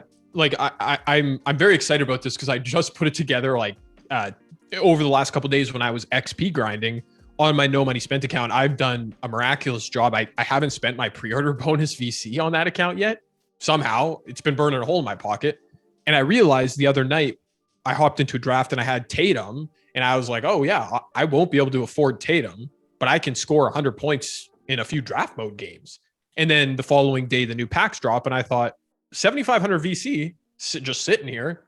I mean, like that's 3/4 of one pack for like a Sapphire card, or I can just draft a team. And I didn't even get Pink Diamond Wilt. I got like, you know, Diamond Mel. It wasn't a great draft, but helped me knock out some XP. And now, you know, if I had this insane desire to use Diamond Carmelo Anthony, but didn't want to buy him off the auction house, well, there, I got to use him for 10 games. So anyways, that was a quick promo. I think there's no code. Hey, I click like, and I subscribe. I was gonna say, I think the only thing with the draft is that they definitely have to change is the fact that, I mean, why is whatever his name is, Deron Williams, why is he still the grand prize? It should be Sean Kemp. That was like I would play draft, like I would load up the VC or my MT and play the draft, but I'm not playing for it. He's still in it should be Sean Kemp. That's what I'm saying. You got one of the RNG cards, didn't you? I saw it on the stream. I got D-Mitch from Unlimited, yeah. But I'm just saying for like the takeover cards, like I know that was a big debate. If they put these cards in the draft, like I would play the draft right now. I'd go stream a draft, or you know what I mean? Like try to go get Sean Kemp. But yeah. I don't know. I would like to discourage Evan from being a comp player going into some more of these more casual modes. So thank you, Evan, for staying out of those. Thank you. Appreciate that. Stick to unlimited. Yeah. Evan, matchup and clutch time. I'm free for matchmaking. Evan, you played in that 1-up tournament? Yeah, I got smoked first round. That was bad. I played Wall. I lost because Wall. Yeah, Wall is tough. I started off good, but I hold on. I just have a question for somebody in here. Can we explain this? Just want to put this out here. We could you want to explain this really quick? Hey, go ahead. So that you're showing it for the audio listeners. You're really showing wanted that a suspect tweet, but it was in response to Bio asking if we wanted a tutorial video. Everybody should go watch Bio's video on how to get each trophy item. I have it literally sitting in one of my Chrome tabs because I keep coming back to it because I was like, which one? So anyways, free promo. I asked for the video and you delivered. Thank you. I'm going to drop a dislike because of the hate Jeremy Lin. I'm going to drop a dislike on the video. Fair enough. Just sitting there hating. I got a fun question for you guys. So, of all the cards we got so far, what card are you looking forward to getting an updated version later in the year? Great question. Jason Tatum, baby. You know that. Wait, what was the question? What card are you looking forward to getting an updated version to? Oh, the moment we get a Galaxy Opal Jason Tatum. The pink diamond one just dropped. Yeah, I mean, listen, I know, but the moment we get a Galaxy Opal Jason Tatum, I am on that like white on rice. I promise you. Jason Tatum got a different kind of You are dog. cooking with that card. It's actually wild how good you are with that He card. is a dog, man. It is ridiculous. No limitless, no nothing, just straight greens. Oh my gosh, I love that card. Mine is Devin Booker for sure. For sure. Oh, I don't know if you guys know about Kevin Cruz. I don't know if I don't know if y'all know about It's the second week in a row he's gonna do. Listen.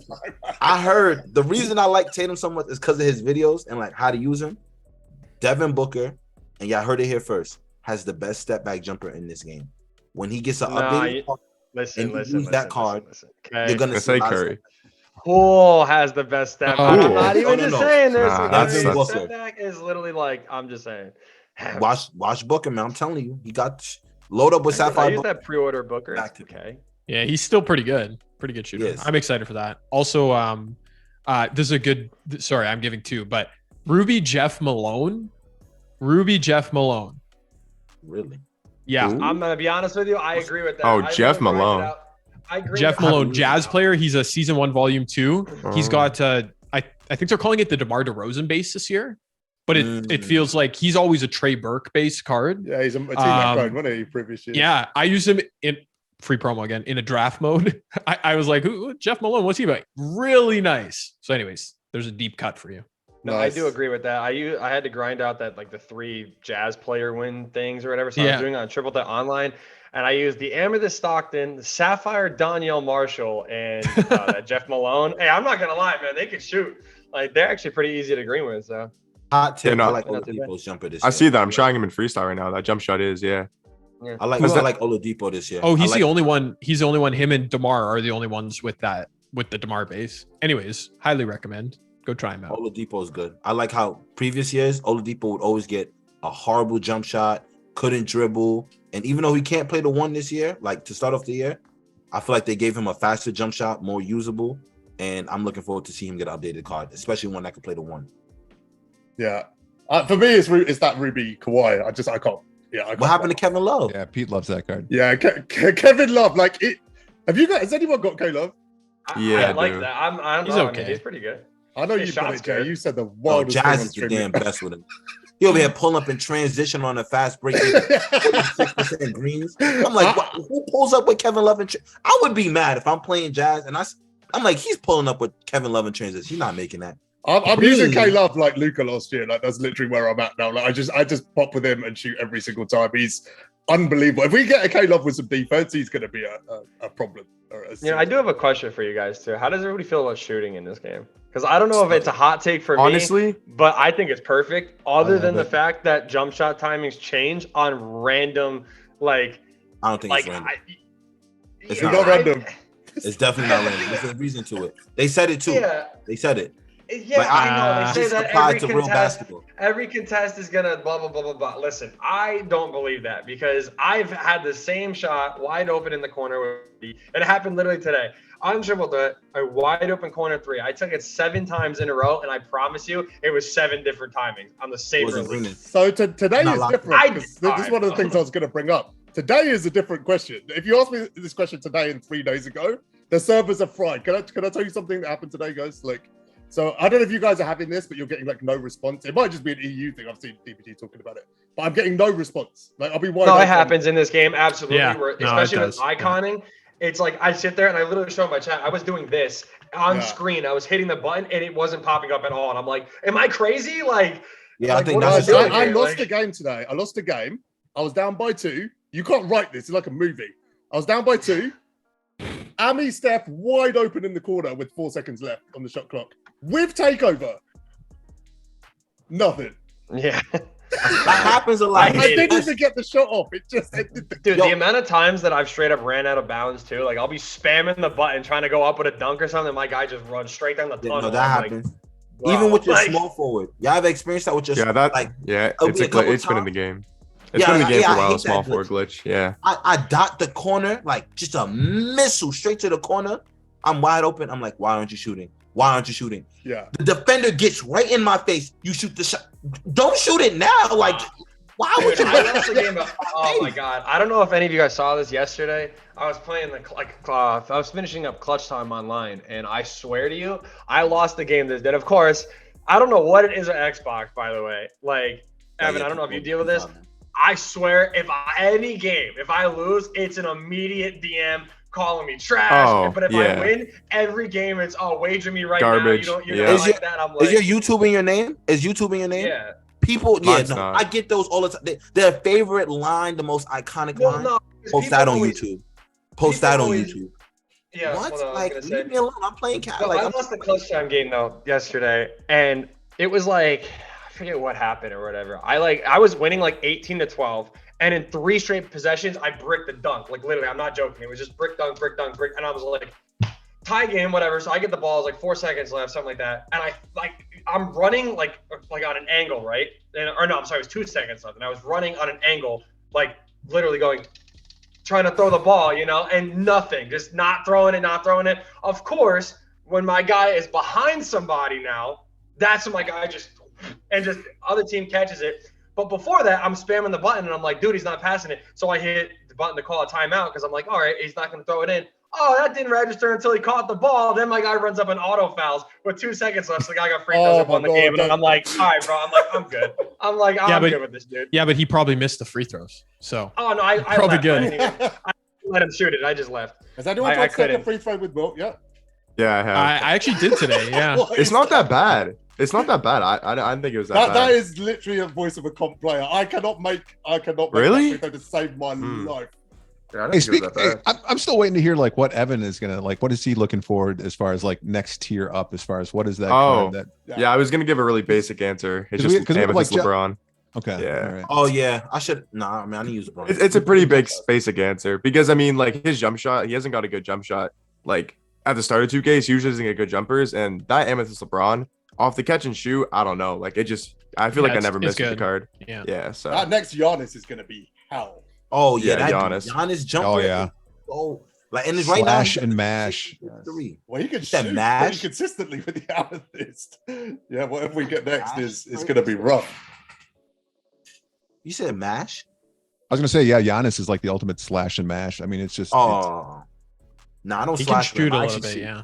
I pick and pop with him because a lot of people don't expect that. Like they'll get the inside center like a Rudy. You run a pick and pop, they're gonna sit in the paint like I'm going to shoot this. You might want to step up, but I don't like how Giannis when you shoot with him, he kind of jumps inside sometimes. Like if he's in the corner, he can't take he steps in. Yeah, I was gonna say he always slides in. It drives me he steps in the corner. Yeah, but to answer your question, I like the shooting, but it's because I can shoot.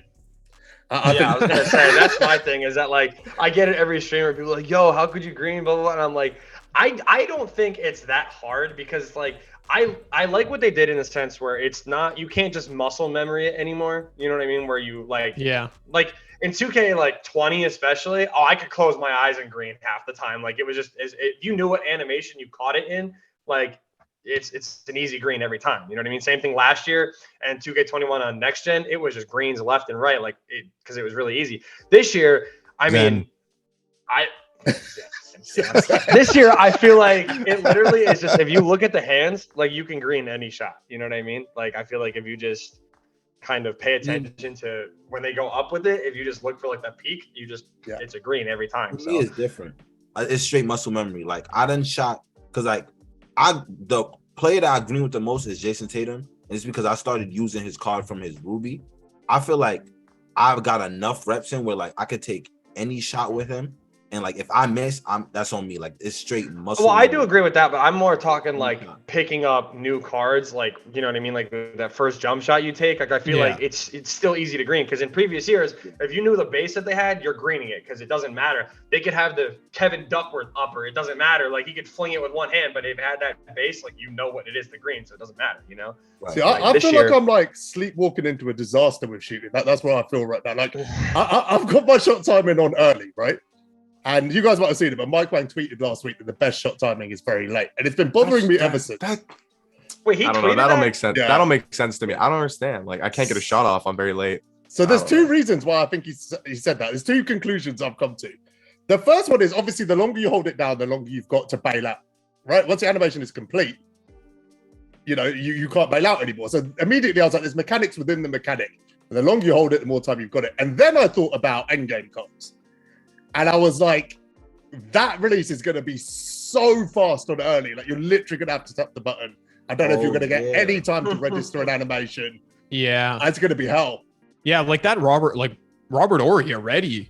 I used him the other day, and I was like, this jumper's kind of quick. Like, it's... And Carmelo. Yeah, Melo too. The shot is, like, super fast, Melo's just throwing it at the rim, like, at that point. I don't know.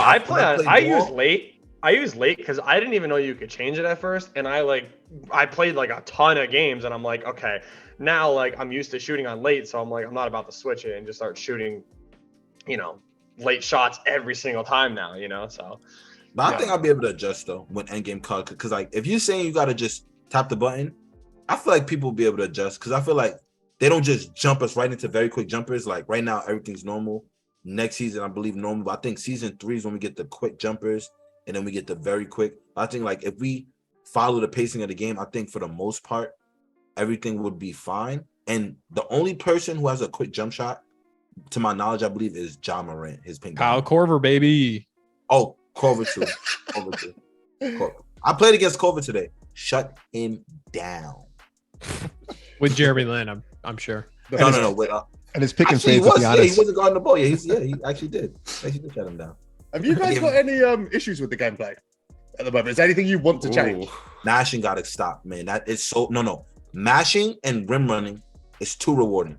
So I feel like they should just buff interior defense because the amount of times I load up against a guy, I run straight to the rim. Their offense run to the rim, either just go up or wait for you to collapse and kick out to shooters, or they just do it brainlessly. Like whether you're in a zone or not, they will just post you up, throw 5 pump fakes, and because they got DeAndre Jordan down there, Tyson Chandler, it's just so annoying to go against. It's not hard to stop. It's just annoying. I really feel like they need to nerf it. I do agree. Like mashing is dumb, but like I'm gonna be honest. Like this is where the gameplay is right now. I think it's actually like. I mean, don't get me wrong. Like I said, there's still things that are annoying, but you're never gonna have a perfect game. You know what I mean? Like no game will ever be perfect. And my thing is like.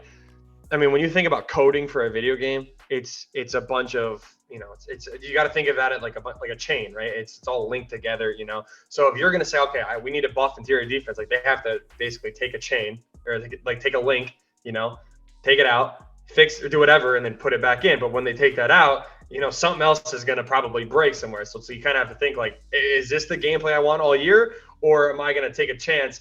And because remember what happened last year? The game was perfect for the first 2 weeks, right? Yeah. And everybody started complaining, this is happening, this is happening, this is happening. And it really wasn't that big of a deal. Like the complaints, all I kept hearing, which I still can't believe. I mean, and this is no like shot at anybody in particular, just like it was mainly in the comp scene. that word for word said, we can't exploit anything, so we need a fix. Like, that's the dumbest thing I've ever heard, because everybody cried.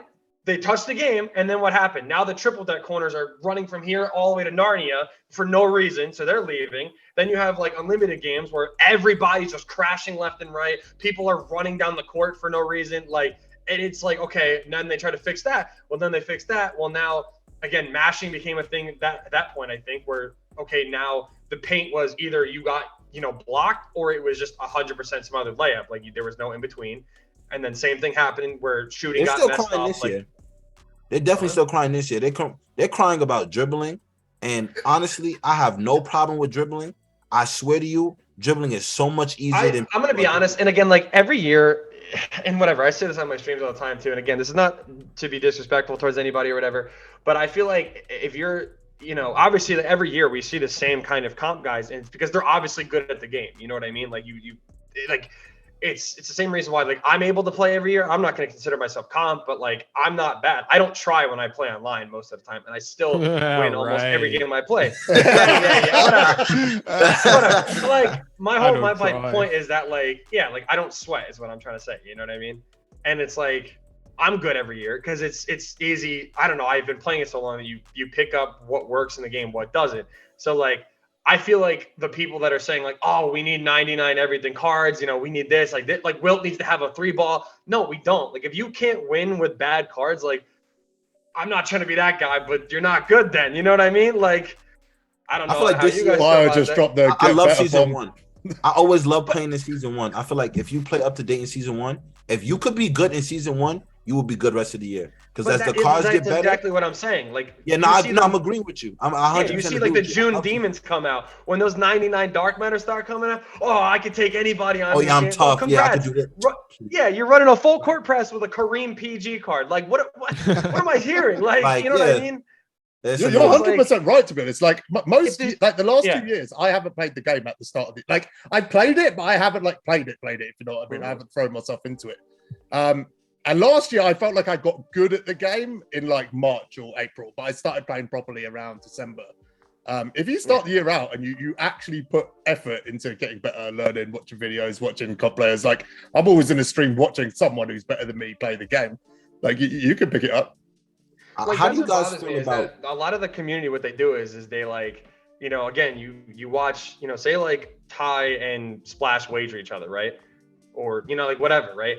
And people see them and they go, oh, he's running a full court press and he did this matchup and, these are his settings. Oh, I'm going to do that. And, why am I not winning? It's like I understand 2K is like, I'm not going to lie. It's bot made sometimes. You could very easily just do whatever. And the game, okay, sometimes we'll do a little bit of this for you, a little bit of that. But it's like, if you play somebody good and and you think that you're going to get a win just because you throw Scotty on ball and you sit in a full court press with your center in the backcourt, like that's not going to do anything. You know what I mean? It's actually hilarious when you run into someone who's playing like endgame 2K22 tactics with a center with 20 speed, full court pressing, getting caught on the triangle. Exactly. Well, and it's like the same thing with zoning, right? Like I hate when people say like, oh, I hate when people zone me. It's so hard, blah, blah, blah. It's literally 2K can never put a zone in the game and have it function like a real life zone because seriously, you wouldn't be able to score on it.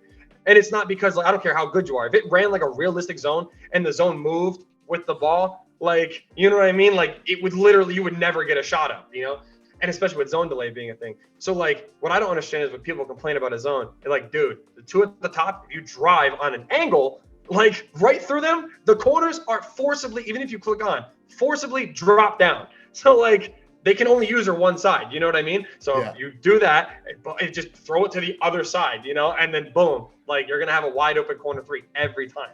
So I don't think about the game. How do you guys feel about dribbling?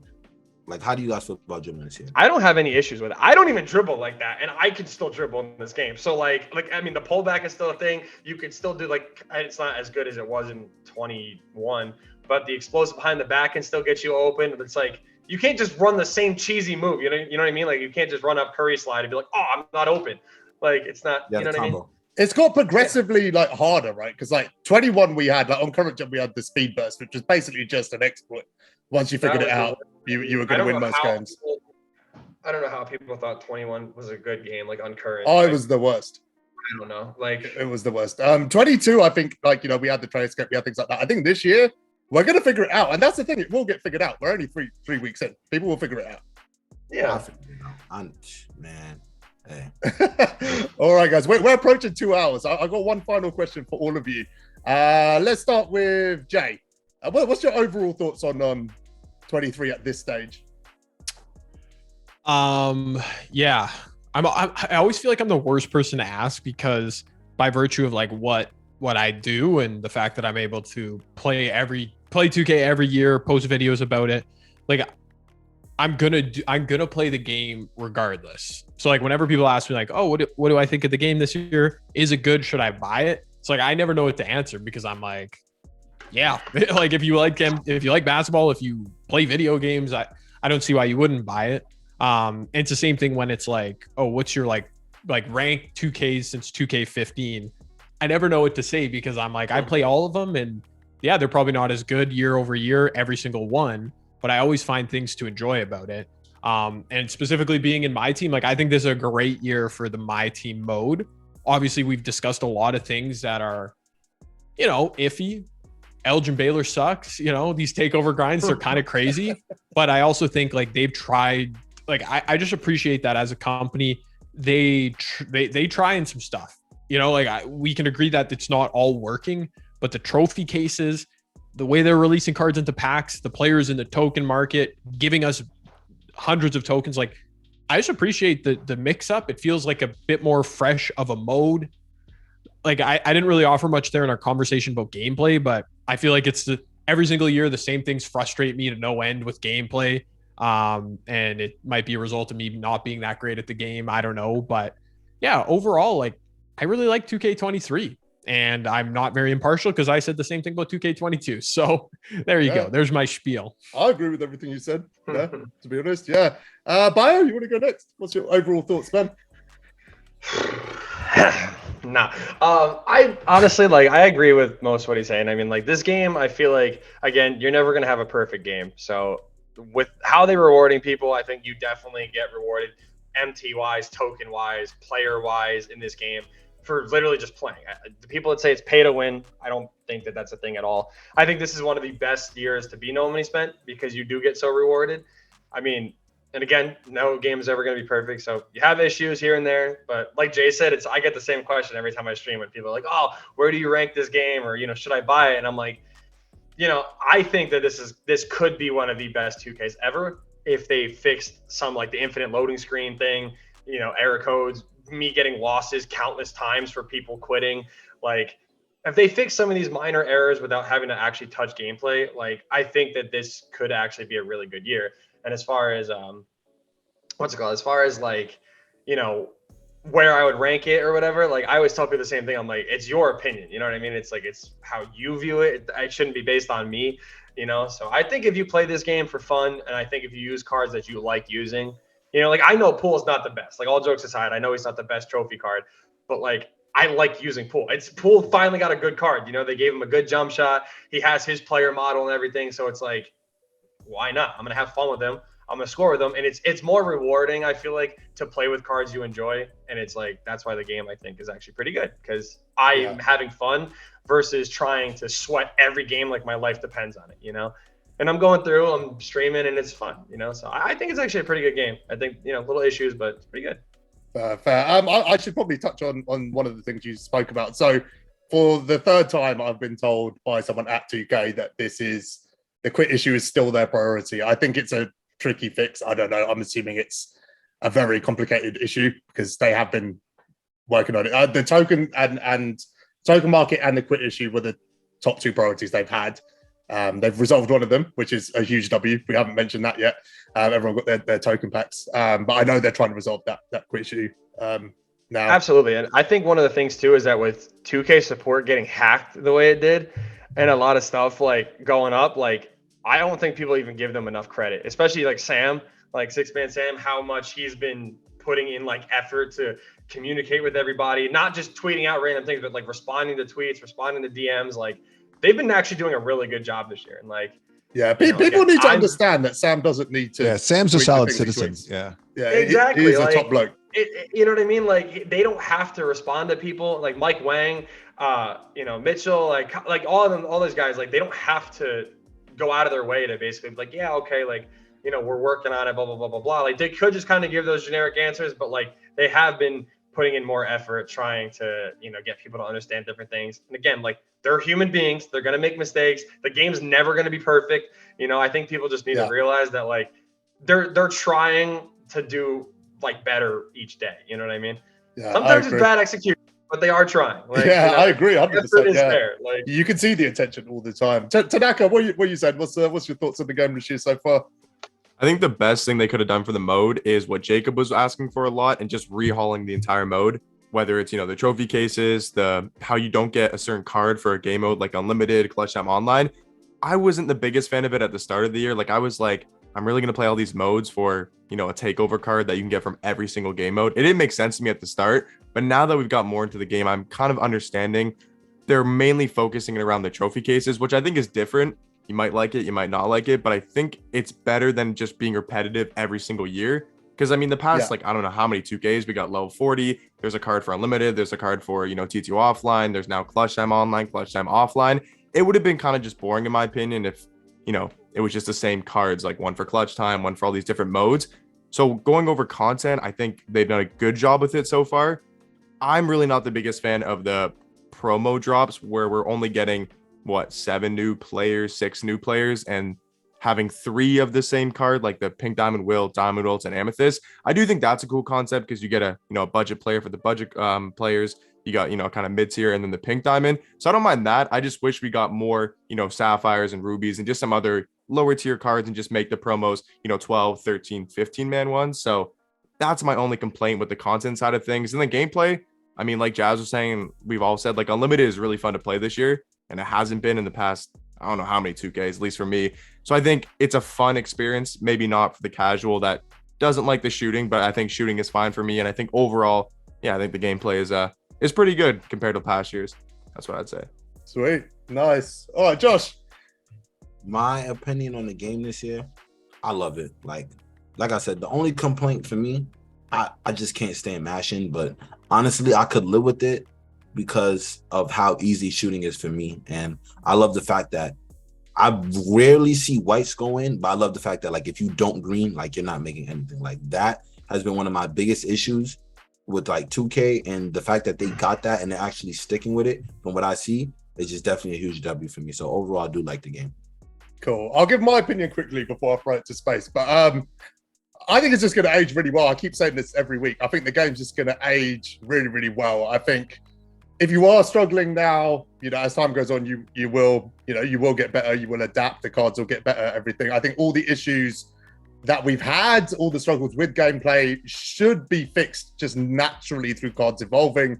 The paint mashing and all of this. As soon as we get cards that can defend that will stop being a problem. And I'd rather live with the stress of being paint mashed to death right now than the stress of someone lighting me up with 80% contested shots, 6 weeks from now. So I'm here for it. I'm here for the journey. I think we're in a good spot. Right.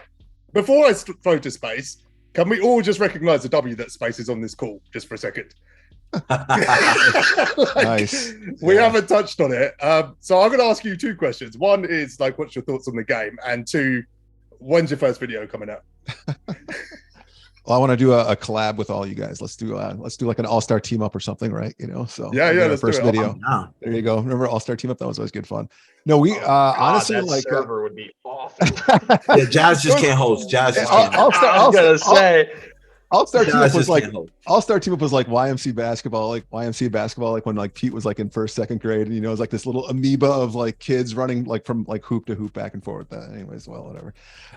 No, we love MyTeam this year. MyTeam's fantastic. Like me being an offline player, Pete being an online player, there's just it's rewarding for the no money spent player, which obviously both of us are. We just we shared this earlier. I think they just need to ease up a little on the, like the insane grinds, like kind of, like try to kind of take into consideration, the more casual player.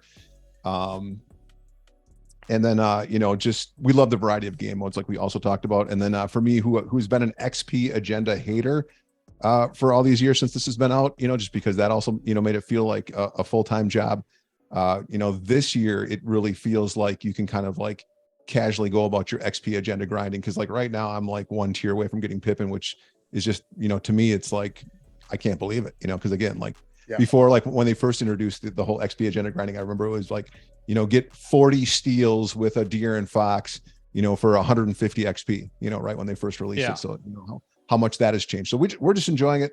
We're back. It's super fun. And we'll see if we upload any vids, so. Yeah, I look forward to it. I'm sure it's going to happen. Guys, let's, I think we wrap it up. Can I just, before I say anything else, this has been the easiest podcast I've ever done. Do you agree, Josh? Yeah, definitely. Like there was times I was sitting there listening to you guys talk. I was just like, I'm listening. I'm like, oh. Yeah. I just want to say thank you to all of you. The way this usually works is I have like a ton of notes and I go through them step by step. And we covered everything on the notes without me having to bring up anything myself. So you guys brought everything up. So shout out to you guys. Did you have fun? Yeah, it was fun. Yes. Yeah. Absolute blast. Great fun. I told you, I'm always down to do this. This is fun. Do you guys want a spoiler for next week? Yeah, sure. Why not? DBG? Should be explosive. Lads. That's gonna be an interesting one. I might have to get back on here for that one. He actually said he saw the lineup this week and he was like, I really wish I was on this week. But yeah, we got a banger lineup next week as well. Like the whole lineup's legit. Thank you so much, guys. I appreciate you all so much. Yeah, my pleasure. It was fun. Being so active in this. And yeah, I hope everyone who's watched it has enjoyed it. Like, subscribe, all of that stuff. We'll catch you next week.